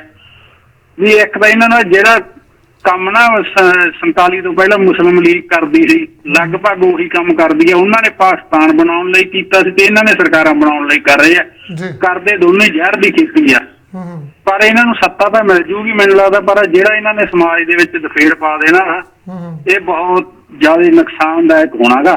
ਜਿਵੇਂ ਹੁਣ ਮੁਸਲਿਮ ਕਮਿਊਨਿਟੀ ਆ, ਹੁਣ ਯੂਪੀ ਬੰਗਾਲ ਦੇ ਵਿੱਚ 27% ਨਹੀਂ, ਵੇਖਿਆ ਜਾਵੇ 27% ਦੇ ਹਿਸਾਬ ਨਾਲ ਉਹਨਾਂ ਦੀਆਂ ਘੱਟੋ ਘੱਟ 27 ਨੂੰ 90-80 ਸੀਟਾਂ ਬਣਦੀਆਂ। 80 MLA ਜੇ ਰਿਜ਼ਰਵ ਕੋਟੇ ਦੇ ਹਿਸਾਬ ਨਾਲ ਆਪਾਂ ਮੰਨੀਏ ਤਾਂ 80 MLA ਨੂੰ ਉਹ ਜਿੱਤਣਾ ਚਾਹੀਦਾ ਉੱਥੇ ਉਹਨਾਂ ਦੇ ਜਿਸ ਹਿਸਾਬ ਨਾਲ ਉਹਨਾਂ ਦੀ ਪਾਪੂਲੇਸ਼ਨ ਹੈਗੀ ਆ। ਪਰ ਉੱਥੇ ਜਿੱਤਦੇ ਮੇਰੇ ਹਿਸਾਬ ਨਾਲ 15-20 ਮਸਾਂ ਨੇ, ਤੇ ਬੀਜੇਪੀ ਨੇ ਤਾਂ ਉਹ ਵੀ ਟਿਕਟ ਉਹਨਾਂ ਨੂੰ ਕੋਈ ਨਹੀਂ ਦਿੱਤੀ ਗਈ। ਜੀ ਮਤਲਬ ਬੀਜੇਪੀ ਦੇ ਕੋਟੇ 'ਚ ਇੱਕ ਵੀ ਬੰਦਾ ਨਹੀਂ ਉਹਨਾਂ ਨੇ ਜਿੱਤਣਾਗਾ। ਜਿਹੜਾ ਕੰਮ ਮੁਸਲਮਾਨ ਲੀਗ ਕਰਦੀ ਸੀਗੀ 47 ਤੋਂ ਪਹਿਲਾਂ, ਤੇ ਉਹੀ ਕੰਮ ਇਹ ਕਰਦੇ ਆ। ਇੱਕ ਤਾਂ ਸਵਾਲ ਇਹ ਹੈ ਜੀ ਮੇਰਾ, ਤੇ ਦੂਜਾ ਇੱਕ ਆ ਜਿਵੇਂ ਹੁਣ ਤੇਲ ਤੇ ਇਹਨਾਂ ਨੇ ਇੱਕ ਹੋਰ ਨਵਾਂ ਟੋਟਕਾ ਛੱਡਿਆ ਵੀ GST ਦੇ ਅੰਡਰ ਲੈ ਕੇ ਆਉਣੇ ਆ। GST ਦੇ ਅੰਡਰ ਲਿਆ ਕੇ ਕੀ ਹੋਊਗਾ ਵੀ ਟੈਕਸ ਘਟ ਜੂ। ਵੀ ਟੈਕਸ ਕਿਹੜਾ ਪਾਕਿਸਤਾਨ ਵਾਲਿਆਂ ਨੇ ਘਟਾਉਣਾ, ਤੁਸੀਂ ਹੁਣ ਜਿਹੜਾ ਟੈਕਸ ਲੱਗਿਆ ਉਹਦੇ ਤੋਂ ਘਟਾ ਦਿਓ ਸਿੱਧਾ। $3 ਰੁਪਏ ਹੁਣੇ ਹੀ ਇਹਨਾਂ ਨੇ ਉਹ ਸੈਸ ਲਾਇਆ ਸੀਗਾ ਵੀ ਉਹੀ ਚੱਕ ਦਿਓ ਤੁਸੀਂ। $3 ਸੈਸ ਹੋ ਜੂਗਾ। GST ਦੇ ਅੰਦਰ ਵੀ ਟੈਕਸ ਤੁਸੀਂ ਘਟਾਉਣਾ ਤੇ ਏਦਾਂ ਵੀ ਤੁਸੀਂ ਵੀ ਘਟਾਉਣਾ। ਆਹ ਕੋਈ ਬਾਹਰਲੀ ਤਾਕਤ ਤਾਂ ਹੈ ਨਹੀਂ ਜਿਹਨੇ ਵੀ ਜਦੋਂ GST ਆ ਗਈ ਉਹਨੇ ਟੈਕਸ ਘਟਾ ਦੇਣਾ। ਹੁਣ ਇਹ ਕਹਿ ਦਿੰਦੇ ਆ ਵੀ ਸਟੇਟ ਆ ਜਿਹੜੇ ਉਹ ਹਿੱਸਾ ਲੈ ਜਾਂਦੇ ਆ। ਹੁਣ ਲੋਕਾਂ ਨੂੰ ਤਾਂ ਕਹਿੰਦੇ ਇਮਾਨਦਾਰੀ ਵਰਤੋ। ਦਿੱਲੀ ਦੀ ਸਰਕਾਰ ਆ ਜਿਹੜੀ ਆ ਬੇਈਮਾਨੀ ਕਰਦੀ ਆ। ਹੁਣ ਕੁੱਲ ਟੈਕਸਾਂ ਦਾ 10% ਸੈਸ ਲਾ ਕੇ ਵਸੂਲਦੇ ਆ। ਸੈਸ ਦਾ ਮਤਲਬ ਲਾਉਣ ਦਾ ਕੀ ਹੋ ਜਾਂਦਾ, ਇਹਨਾਂ ਨੂੰ ਫਾਇਦਾ ਕੀ ਹੁੰਦਾ? ਉਹਦੇ ਵਿੱਚੋਂ ਇਹਨਾਂ ਨੇ ਸਟੇਟ ਨੂੰ ਹਿੱਸਾ ਨਹੀਂ ਦੇਣਾ ਹੁੰਦਾ। ਜੇ ਕੋਈ ਟੈਕਸ ਲਾਉਂਦੇ ਆ ਸਿੱਧਾ, ਉਹਦੇ ਚ ਸਟੇਟ ਦਾ 42% ਹਿੱਸਾ ਬਣਦਾ ਗਾ। ਤੇ ਜੇ ਆ ਸੈਸ ਲਾਉਂਦੇ ਉਹ ਸਾਰੇ ਦਾ ਸਾਰਾ ਆਪ ਰੱਖ ਲੈਂਦੇ ਆ। ਹਜ਼ਾਰਾਂ ਕਰੋੜ ਰੁਪਏ ਦਾ ਸੈਸ ਆ ਜਿਹੜਾ ਸਰਕਾਰ ਬੇਈਮਾਨੀ ਨਾਲ ਵਸੂਲਦੀ ਆ। ਦਿੱਲੀ ਵੀ ਸਾਨੂੰ ਸਟੇਟ ਨੂੰ ਹਿੱਸਾ ਨਾ ਦੇਣਾ ਪਵੇ, ਸੈਸ ਲਾ ਦਿੰਦੇ ਆ। ਸੈਸ ਦਾ ਕੋਈ ਹਿਸਾਬ ਕਿਤਾਬ ਨਹੀਂ ਹੁੰਦਾ, ਕਿਤੇ ਮਰਜ਼ੀ ਖਰਚਣ। ਜੇ ਟੈਕਸ ਲਾਉਣਗੇ ਉਹ ਪੰਜਾਬ ਜਾਂ ਹਰਿਆਣਾ ਜੋ ਵੀ ਸਰਕਾਰ ਆ ਸਟੇਟ ਉਹਨਾਂ ਨੂੰ ਹਿੱਸਾ ਦੇਣਾ ਬਣਦਾ ਗਾ। ਜਿਹੜੀ ਸਰਕਾਰ ਆਪ ਬੈਠੀ ਬੇਈਮਾਨੀ ਕਰਦੀ ਉਹ ਲੋਕਾਂ ਨੂੰ ਕਿੱਦਾਂ ਇਮਾਨਦਾਰੀ ਸਿਖਾ ਦਊਗੀ ਵੀ ਤੁਸੀਂ ਸਹੀ ਤਰੀਕੇ ਨਾਲ ਟੈਕਸ ਦਿਓ। ਜਿਵੇਂ ਢਿੱਲੋਂ ਸਾਹਿਬ ਕਹਿੰਦੇ ਸੀ ਰਾਜਾਂ ਤਾਂ ਜਮਾਂ ਇਹਨਾਂ ਨੇ ਮੰਗ ਕੇ ਬਣਾਦਾ। ਆਹ ਅਲੱਗ ਤਰੀਕਾ ਇਹਨਾਂ ਨੇ ਵਰਤ ਲਿਆ। ਜਦੋਂ ਕੋਈ ਚੀਜ਼ ਹੁੰਦੀ ਹੈ ਜਾ ਕੇ $2 ਸੈਸ $3 ਸੈਸ ਲਾ ਦਿਓ ਵੀ ਸਟੇਟਾਂ ਨੂੰ ਹਿੱਸਾ ਹੀ ਨਾ ਦੇਣਾ ਪਵੇ। ਆਪਦੀ ਮਰਜ਼ੀ ਨਾਲ ਖਰਚਾਂਗੇ, ਆਪਦੀ ਮਰਜ਼ੀ ਨਾਲ ਵੰਡਾਂਗੇ। ਮੈਂ ਇਹੀ ਟਿੱਪਣੀ ਕਰਨੀ ਸੀ ਕਿ ਆਹ ਚੋਰ ਮੋਰੀਆਂ ਬੰਦ ਨਹੀਂ ਹੋਣੀਆਂ ਚਾਹੀਦੀਆਂ ਜੀ। ਧੰਨਵਾਦ ਜੀ। ਜੀ ਢਿੱਲੋਂ ਸਾਹਿਬ। Thank you. ਬਿਲਕੁਲ ਗੁਰਪ੍ਰੀਤ ਨੇ ਜਿਹੜੀਆਂ ਗੱਲਾਂ ਉਠਾਈਆਂ ਬੜੀਆਂ ਕੰਮ ਦੀਆਂ ਗੱਲਾਂ ਤੇ ਸਿਧਾਂਤਕ ਗੱਲਾਂ ਉਠਾਈਆਂ। ਇਹ ਠੀਕ ਹੈ। ਜਦੋਂ 47 ਵਾਲਾ ਮਾਮਲਾ ਬਣਿਆ ਮੁਸਲਿਮ ਲੀਗ ਨੇ ਜੋ ਰੋਲ ਅਦਾ ਕੀਤਾ ਹੈ, ਇਹ ਉਹ ਮੁਸਲਿਮ ਲੀਗ ਦਾ ਇਕੱਲੀ ਦਾ ਰੋਲ ਨਹੀਂ ਹੈਗਾ ਸੀ। ਜੋ ਕੁਝ ਬੀਜੇਪੀ ਹੁਣ ਕਰਦੀ ਹੈ ਉਦੋਂ ਵੀ ਬੀਜੇਪੀ ਦੀ ਜਿਹੜੀ ਮਾਂ ਹੈ RSS ਉਹਨੇ ਇਹੀ ਕੀਤਾ ਸੀ। 2 ਨੇਸ਼ਨ ਦੀ ਥਿਉਰੀ, 2 ਕੌਮਾਂ ਦੀ ਥਿਉਰੀ ਹੈ ਜਿਹੜੀ, ਇਹ ਇੱਕ ਪਾਸੇ ਸਾਵਰਕਰ ਸੀ ਤੇ ਦੂਜੇ ਪਾਸੇ ਮੁਹੰਮਦ ਅਲੀ ਜਿਨਾਹ ਸੀ। ਮੁਹੰਮਦ ਅਲੀ ਜਿਨਾਹ ਦਾ ਜੇ ਆਪਾਂ ਜ਼ਿਕਰ ਕਰੀਏ ਤਾਂ ਮੁਹੰਮਦ ਅਲੀ ਜਿਨਾਹ ਤਾਂ ਕਾਂਗਰਸ ਪਾਰਟੀ ਦਾ ਲੀਡਰ ਹੁੰਦਾ ਸੀ। ਔਰ ਉਹ ਬੰਦਾ ਜਿਹੜਾ ਮਰਨ ਵੇਲੇ ਤੱਕ ਸ਼ਰਾਬ ਵੀ ਪੀਂਦਾ ਰਿਹਾ, ਸਾਰਾ ਕੁਝ ਕਰਦਾ ਰਿਹਾ ਇਸਲਾਮ ਦੇ ਵਿੱਚ। ਹਾਲਾਂਕਿ ਸ਼ਰਾਬ ਪੀਣੀ ਜਿਹੜੀ ਹੈਗੀ ਆ ਉਹ ਮਨਾ ਸੀ। ਕਦੇ ਵੀ ਉਹਦਾ ਕੋਈ ਮੁਸਲਿਮ ਲੀਗ ਦੇ ਤੌਰ ਦੇ ਉੱਤੇ ਦਾ ਮੰਨਣ ਦਾ ਕੋਈ ਇਰਾਦਾ ਨਹੀਂ ਸੀ ਕਿ ਅਸੀਂ ਅਲੱਗ ਦੇਸ਼ ਲੈਣਾ ਹੈ। ਲੇਕਿਨ ਜਦੋਂ ਇਹਨਾਂ ਨੇ ਮਾਹੌਲ ਇਹ ਪੈਦਾ ਕਰਤਾ, ਜੇ ਆਪਾਂ ਕਿਸੇ ਬੰਦੇ ਨੂੰ ਥਾਲੀ 'ਚ ਪਰੋਸ ਕੇ ਦੇਵਾਂਗੇ ਦੇਸ਼ ਤੇ ਉਹ ਲਊ ਕਿਉਂ ਨਾ, ਉਹੀ ਚੀਜ਼ ਇਹ ਹੁਣ ਕਰਦੇ ਹੈ। ਬਿਲਕੁਲ ਠੀਕ ਹੈ। ਜਿਹੜਾ ਵਿਰੋਧ ਹੋ ਰਿਹਾ ਹੈ ਲੀਡਰਾਂ ਦਾ, ਉਹ ਪੋਲੀਟੀਕਲ ਕਲਾਸ ਦੇ ਖਿਲਾਫ ਲੋਕਾਂ ਨੂੰ ਜਿਹੜਾ ਰਾਂਝਿਸ਼ ਹੈ। ਰਾਂਝਿਸ਼ ਇਸ ਗੱਲ ਦੀ ਨਹੀਂ ਕਿ ਬੰਦੇ ਦੇ ਪੱਗ ਬੰਨੀ ਜਾਂ ਨਹੀਂ ਬੰਨੀ। ਰਵਨੀਤ ਬਿੱਟੂ ਦੀ ਮਿਸਾਲ ਦਿੱਤੀ ਇਹਨਾਂ ਨੇ, ਬਿਲਕੁਲ ਠੀਕ। ਰਵਨੀਤ ਬਿੱਟੂ ਤਾਂ ਕਾਂਗਰਸੀ ਸੀ, ਉਹ ਸਿੱਖ ਹੈ। ਜਦੋਂ ਉਹ ਗਿਆ ਉੱਥੇ ਕਿਸਾਨ ਪਾਰਲੀਮੈਂਟ ਦੇ ਵਿੱਚ, ਕੁਝ ਉਤੇਜਿਤ ਲੋਕਾਂ ਨੇ ਉਹਦੇ ਨਾਲ ਵੀ ਧੱਕਾ ਮੁੱਕੀ ਕੀਤੀ ਹੈ। ਸਾਰਾ ਕੁਝ ਆਪਾਂ ਸੋਸ਼ਲ ਮੀਡੀਆ ਤੇ ਦੇਖਿਆ। ਉਦੋਂ ਬੀਜੇਪੀ ਦਾ ਕੋਈ ਲੀਡਰ ਨਹੀਂ ਬੋਲਿਆ ਇਸ ਗੱਲ ਦੇ ਉੱਤੇ। ਸੋ ਇਹ ਬੀਜੇਪੀ ਵਾਲੇ ਜਿਹੜੇ ਜਾਣ ਬੁੱਝ ਕੇ ਆਪਣਾ ਮਤਲਬ ਸਿੱਧ ਕਰਨ ਵਾਸਤੇ, ਆਪਣਾ ਮਤਲਬ ਕੱਢਣ ਵਾਸਤੇ ਅਜਿਹਾ ਕੁਝ ਕਰਦੇ ਹੈ। ਜਿਵੇਂ ਮੁਸਲਮਾਨ ਇਹਨਾਂ ਨੇ ਗੱਲ ਕੀਤੀ ਹੈ ਤੁਹਾਡੀ ਬੰਗਾਲ ਦੀ, ਕਿ ਬੰਗਾਲ ਦੇ ਵਿੱਚ ਜਿਹੜੀ ਆਬਾਦੀ ਦੇ ਲਿਹਾਜ਼ ਨਾਲ ਤਾਂ ਕਾਫੀ ਬਣਾਉਣੇ ਚਾਹੀਦੇ ਹੈ ਮੁਸਲਮਾਨਾਂ ਦੇ MP MLA, ਪਰ ਉੱਥੇ ਬਣਦੇ ਕਿਉਂ ਨਹੀਂ? ਉਹਦਾ ਕਾਰਨ ਇਹ ਇਸ ਕਰਕੇ ਨਹੀਂ ਬਣਦੇ ਕਿਉਂਕਿ ਪੋਲੀਟੀਕਲ ਪੋਲਰਾਈਜੇਸ਼ਨ ਕਰ ਦਿੱਤੀ ਹੈ। ਸਿੱਖਾਂ ਦੇ ਮੁਕਾਬਲੇ ਮੁਸਲਮਾਨਾਂ ਦੇ ਮੁਕਾਬਲੇ ਹਿੰਦੂ ਭਾਈਚਾਰਾ ਵੱਧ ਹੈ। ਹਰ ਚੀਜ਼ ਦੇ ਵਿੱਚੋਂ ਪੋਲਰਾਈਜੇਸ਼ਨ ਕੱਢਦੇ ਆ, ਤੇ ਜਦੋਂ ਪੋਲਰਾਈਜੇਸ਼ਨ ਕੱਢਦੇ ਆ ਉਦੋਂ ਇਹ ਖਤਰਾ ਪੈਦਾ ਕਰਦੇ ਆ ਦੇਸ਼ ਨੂੰ, ਦੇਸ਼ ਦੀ ਏਕਤਾ ਤੇ ਅਖੰਡਤਾ ਨੂੰ। ਇਸ ਲਿਹਾਜ਼ ਦੇ ਨਾਲ ਜਿਹੜਾ ਹੈਗਾ ਇਹ ਆਪਣਾ ਏਜੰਡਾ ਅੱਗੇ ਵਧਾਉਂਦੇ ਹੈ। ਇਹਨਾਂ ਦੇ ਸਾਹਮਣੇ ਮੁੱਖ ਦੇਸ਼ ਨਹੀਂ, ਇਹਨਾਂ ਦੀ ਆਪਣੀ ਵਿਚਾਰਧਾਰਾ ਹੈ। ਔਰ ਉਹ ਵਿਚਾਰਧਾਰਾ ਜਿਹੜੀ ਹੈਗੀ ਆ ਸਾਡੇ ਲਈ ਖਤਰਨਾਕ ਹੈ, ਦੇਸ਼ ਲਈ ਖਤਰਨਾਕ ਹੈ। ਇਸ ਗੱਲ ਨੂੰ ਮੱਦੇ ਨਜ਼ਰ ਰੱਖਣਾ ਚਾਹੀਦਾ ਹੈ ਜੀ। ਚਲਦੇ ਜੀ ਆਪਾਂ ਨੈਕਸਟ ਕਾਲ ਤੇ। ਹਾਂਜੀ ਸਵਾਗਤ ਹੈ ਜੀ। ਸਤਿ ਸ਼੍ਰੀ ਅਕਾਲ ਜੀ। ਹੈਲੋ। ਹਾਂਜੀ ਸਤਿ ਸ਼੍ਰੀ ਅਕਾਲ ਜੀ। ਸੁਖਿੰਦਰ ਸਿੰਘ ਜੀ ਤੇ ਢਿੱਲੋਂ ਵੀ ਜੀ ਨੂੰ ਦੋਨਾਂ ਨੂੰ ਸਤਿ ਸ਼੍ਰੀ ਅਕਾਲ। ਦਲਬੀਰ ਸਿੰਘ ਜੀ ਸਵਾਗਤ ਹੈ ਤੁਹਾਡਾ। ਸਤਿ ਸ਼੍ਰੀ ਅਕਾਲ ਜੀ। ਜੀ ਆਨ। ਬਹੁਤ ਵਧੀਆ ਪ੍ਰੋਗਰਾਮ ਜੀ ਸੁਣ ਰਿਹਾ ਮੈਂ। ਥੈਂਕ ਯੂ ਜੀ। ਮੇਰਾ ਤੇ ਇੱਕ ਤਾਂ ਸੁਖਿੰਦਰ ਸਿੰਘ ਜੀ ਸਵਾਲ ਇਹ ਆ ਵੀ ਹੁਣ ਕਾਫੀ ਕਿਸਾਨ ਲੀਡਰਾਂ ਦੇ ਵੀ ਬਿਆਨ ਆਏ ਆ ਜਿਹੜੀ ਘਟਨਾ ਹੋਈ ਆ BJP ਦੇ MLA ਦੇ ਨਾਲ ਜੀ। ਠੀਕ ਹੈ, ਜਿਹੜੀ ਵਾਇਲੈਂਸ ਹੈ ਉਹਦੀ ਨਿੰਦਾ ਕਰਨੀ ਬਣਦੀ ਹੈ, ਕਰਨੀ ਚਾਹੀਦੀ ਆ। ਪਰ ਗੱਲ ਅਫਸੋਸ ਉੱਥੇ ਉਦੋਂ ਆਉਂਦਾ ਆ ਵੀ ਜਦੋਂ ਉੱਥੇ RSS ਦੇ ਗੁੰਡੇ ਲਿਆ ਕੇ ਤਾਂ ਦਿੱਲੀ ਦੀ ਪੁਲਿਸ ਨਾਲ ਵੀਡੀਓ ਅੱਜ ਵੀ ਪਈਆਂ, ਦੇਖ ਲਓ ਸਕਰੀ ਸੋਸ਼ਲ ਮੀਡੀਆ ਤੇ। ਜਿਹੜਾ ਲੰਗਰਿਆ ਮੂਹਰੇ ਕਿਸਾਨ ਜਿਹੜਾ ਸੰਯੁਕਤ ਮੋਰਚੇ ਤੋਂ ਅੱਗੇ ਜਿਹੜਾ ਮੋਰਚਾ ਲੱਗਾ ਆ ਜੀ, ਉੱਥੇ ਲਗਾਤਾਰ 2 ਦਿਨ ਪਥਰਾਓ ਹੁੰਦਾ ਰਿਹਾ, ਬੰਦੇ ਫੱਟੜ ਵੀ ਹੋਏ, ਬਾਹਰੋਂ ਬੰਦੇ ਈਵਨ ਗੁਜਰਾਤ ਤੋਂ ਵੀ ਬੰਦੇ ਲਿਆ ਕੇ ਉੱਥੇ ਵਾੜੇ ਗਏ ਜੀ, ਜਿਹੜੇ ਕਿ ਸ਼ਰੇਆਮ ਉਹ ਜਿਹੜਾ ਹਰਿਆਣੇ ਦਾ ਜੰਗ ਪੱਤਰਕਾਰ ਸੀਗਾ ਜਿਹਨੂੰ ਅੰਦਰ ਉਤਾਰਤਾ ਸੀ, ਉਹਨੇ ਸਾਰਾ ਕੁਝ ਨਸ਼ਰ ਕਰਤਾ ਸੀ, ਸਾਰਾ ਕੁਝ ਜੋ ਵੀ RSS ਤੇ ਭਾਜਪਾ ਕਰ ਰਹੀ ਸੀਗੀ ਜੀ। ਉਦੋਂ ਭਾਜਪਾ ਤੇ RSS ਕਰਦੀ ਸੀ ਤਾਂ ਸਾਰਾ ਕੁਝ ਸਹੀ ਸੀਗਾ। ਬੀਬੀਆਂ ਤੇ ਪਥਰਾਓ ਹੋਇਆ, ਲੰਗਰ ਤੇ ਪਥਰਾਓ ਹੋਇਆ, ਨੌਜਵਾਨ ਜਿਹਨੇ ਬੀਬੀਆਂ ਨੂੰ ਡਿਫੈਂਸ ਕਰਨ ਦੀ ਰਣਜੀਤ ਸਿੰਘ ਨੇ ਕੋਸ਼ਿਸ਼ ਕੀਤੀ, ਉਹਦੀ ਪੱਗ ਪੈਰਾਂ 'ਚ ਰੋਲੀ ਗਈ, ਉਹਦੇ ਉੱਤੇ ਜੁੱਤੀ ਰੱਖ ਕੇ ਤੇ ਗੱਡੀ 'ਚੋਂ ਧੂਕੇ ਬਾਹਰ ਕੱਢ ਕੇ ਗੁੰਡਿਆਂ ਦੇ ਹਵਾਲੇ ਕੀਤਾ ਗਿਆ ਪੁਲਿਸ ਵੱਲੋਂ, ਤੇ ਉਹਨੂੰ ਕੁੱਟਿਆ ਗਿਆ ਜਿਹੜਾ ਅੱਜ ਜ਼ਮਾਨਤ ਤੇ ਬਾਹਰ ਆ ਗਿਆ। ਜੀ ਜੀ। ਅਫਸੋਸ ਇਸ ਗੱਲ ਦਾ ਆ ਕਿ ਸੱਚ ਨੂੰ ਸੱਚ ਹਮੇਸ਼ਾ ਕਹਿਣਾ ਚਾਹੀਦਾ। ਉਸ ਟਾਈਮ ਤੇ ਸਾਡੇ ਜਿਹੜੇ ਜ਼ਿਆਦੇ ਸੰਯੁਕਤ ਮੋਰਚੇ ਦੇ ਕਿਸਾਨ ਆ ਉਹ ਕਹਿੰਦੇ ਸੀ ਇਹ ਸਾਡੇ ਬੰਦੇ ਨਹੀਂ ਹੈਗੇ ਜੀ, ਇਹ ਸਾਨੂੰ ਨਹੀਂ ਇਹਨਾਂ ਦਾ ਪਤਾ। ਈਵਨ ਜਿਹੜਾ ਸਿੰਘ ਡਬੜੇ ਦਾ ਪੁੱਤਾ ਸ਼ਹੀਦ ਹੋਇਆ ਉਹਨੂੰ ਵੀ ਉਹਨਾਂ ਨੂੰ ਕਹਿਤਾ ਸੀ ਸਾਨੂੰ ਨਹੀਂ ਪਤਾ, ਜਿਹੜਾ ਕਿ ਗੋਲੀ ਦੇ ਨਾਲ ਪਹਿਲਾ ਇੱਕ ਬੰਦਾ ਉੱਥੇ ਕਿਸਾਨ ਸ਼ਹੀਦ ਹੋਇਆ ਜੀ। ਤੇ ਅੱਜ ਕਿਸਾਨ ਬੋਲਿਆ, ਮੈਂ ਕਹਿੰਦਾ ਵਧੀਆ ਵੱਲ ਬੋਲਾ ਜਿਹੜਾ, ਪਰ ਉਸ ਟਾਈਮ ਤੇ ਜਿਹੜੇ ਬਿਆਨ ਸੀ ਉਹ ਨਿੰਦਣਯੋਗ ਆ ਵੀ ਇਹ ਸਾਡੇ ਬੰਦੇ ਨਹੀਂ ਹੈਗੇ। ਸਾਨੂੰ ਬਾਅਦ ਚ ਬਹੁਤ ਕੁਛ ਹੁਣ ਚੇਂਜ ਹੋ ਗਿਆ, ਅਸੀਂ ਵੀ ਮਦਈ ਆ ਏਕਤਾ ਦੇ, ਵੀ ਅਸੀਂ ਲੜਾਈ ਤਾਂ ਜਿੱਤ ਸਕਦੇ ਹਾਂ ਜੇ ਅਸੀਂ ਸ਼ਾਂਤੀਪੂਰਵਕ ਰਹਾਂਗੇ, ਦੂਸਰਾ ਸਾਡੇ ਚ ਏਕਤਾ ਹੋਊਗੀ।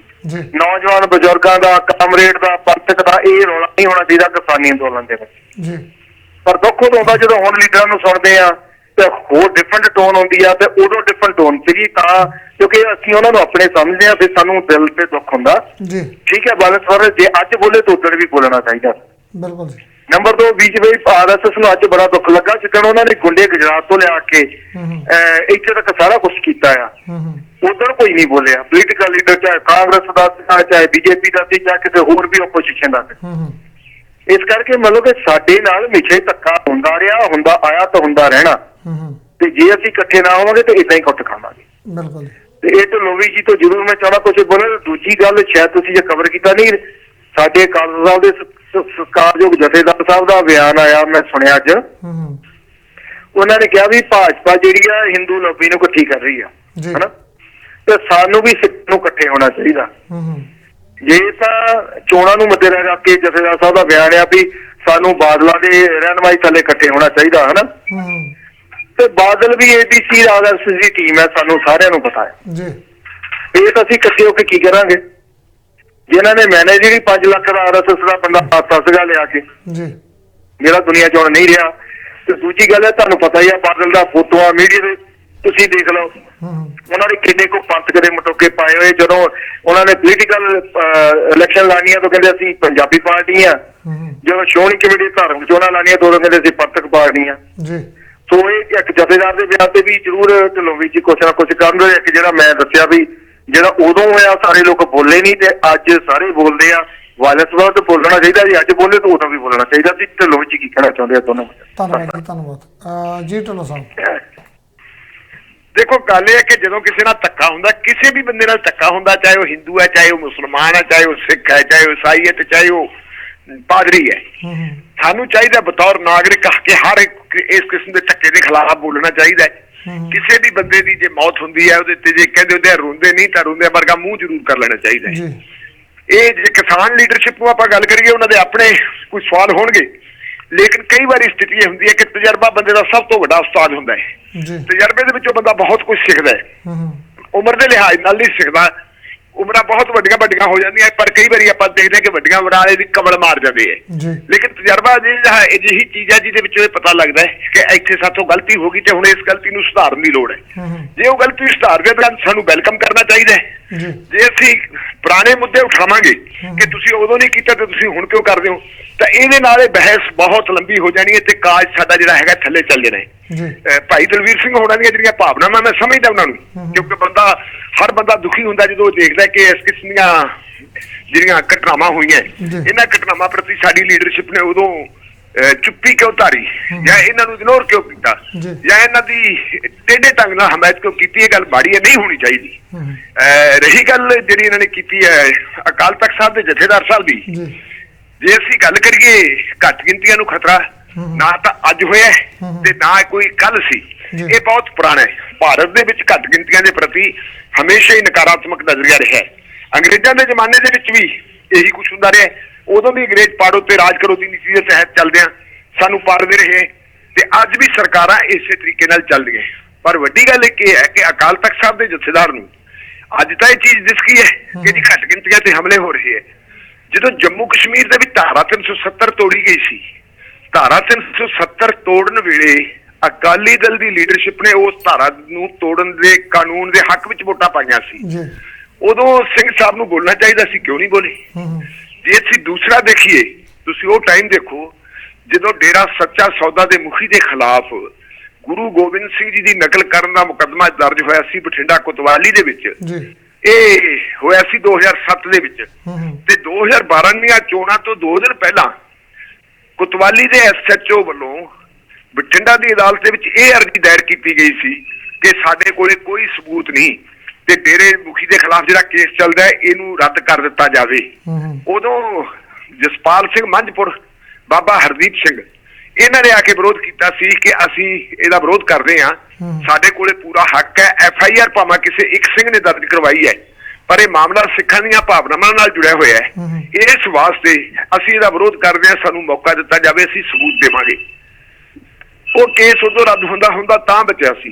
ਇਹ ਟਾਈਮ ਉਹ ਸੀ ਜਦੋਂ ਇਹਨਾਂ ਨੂੰ ਡੇਰਾ ਮੁਖੀ ਦੀਆਂ ਵੋਟਾਂ ਦੀ ਲੋੜ ਸੀ, ਉਹਨਾਂ ਦੀਆਂ ਪ੍ਰੇਮੀਆਂ ਦੀਆਂ ਵੋਟਾਂ ਦੀ ਲੋੜ ਸੀ। ਉਸ ਵੇਲੇ ਵੀ ਭਾਈ ਹਰਪ੍ਰੀਤ ਸਿੰਘ ਹੋਣੀ ਜੇ ਅਕਾਲ ਤਖਤ ਸਾਹਿਬ ਦੇ ਜਥੇਦਾਰ ਨਹੀਂ ਸੀਗੇ ਤਾਂ ਉਦੋਂ ਵੀ ਚੰਗੀ ਪੋਜੀਸ਼ਨ ਦੇ ਉੱਤੇ ਸੀ, ਇਹਨਾਂ ਨੂੰ ਉਦੋਂ ਬੋਲਣਾ ਚਾਹੀਦਾ ਸੀ। ਸਵਾਲ ਇਹ ਕਿ ਜਦੋਂ ਬੀਬੀ ਹਰਸਿਮਰਤ ਕੌਰ ਬਾਦਲ ਬਾਜ਼ਾਰ ਚੋਂ ਬਾਹਰ ਆ ਗਈ ਔਰ ਕਿਸਾਨਾਂ ਦੇ ਦਬਾਅ ਦੀ ਵਜ੍ਹਾ ਕਾਰਨ ਅਕਾਲੀ ਦਲ ਨੂੰ ਬਾਹਰ ਨਿਕਲਣਾ ਪੈ ਗਿਆ, ਉਦੋਂ ਘੱਟ ਗਿਣਤੀਆਂ ਦੇ ਖਿਲਾਫ ਜਿਹੜੀਆਂ ਜ਼ਿਆਦਤੀਆਂ ਹੋ ਰਹੀਆਂ ਉਹ ਸਿੰਘ ਸਾਹਿਬਾਨ ਨੂੰ ਯਾਦ ਆ ਗਈਆਂ, ਪਹਿਲਾਂ ਕਿਉਂ ਨਹੀਂ ਆਈਆਂ? ਇਹ ਬਹੁਤ ਇੱਕ ਵੱਡਾ ਸਵਾਲ ਹੈ। ਤੇ ਜਿਵੇਂ ਹੁਣ ਏਕਤਾ ਦੀ ਗੱਲ ਕੀਤੀ ਜਾਂਦੀ ਹੈ, ਏਕਤਾ ਦੀ ਗੱਲ ਤਾਂ ਅਸੀਂ ਹਮੇਸ਼ਾ ਕਰਦੇ ਹਾਂ, ਕਦੇ ਲੋਕਾਂ ਦੀ ਏਕਤਾ ਦੇ ਵਿੱਚ ਫਰਕ ਨਹੀਂ ਪਿਆ।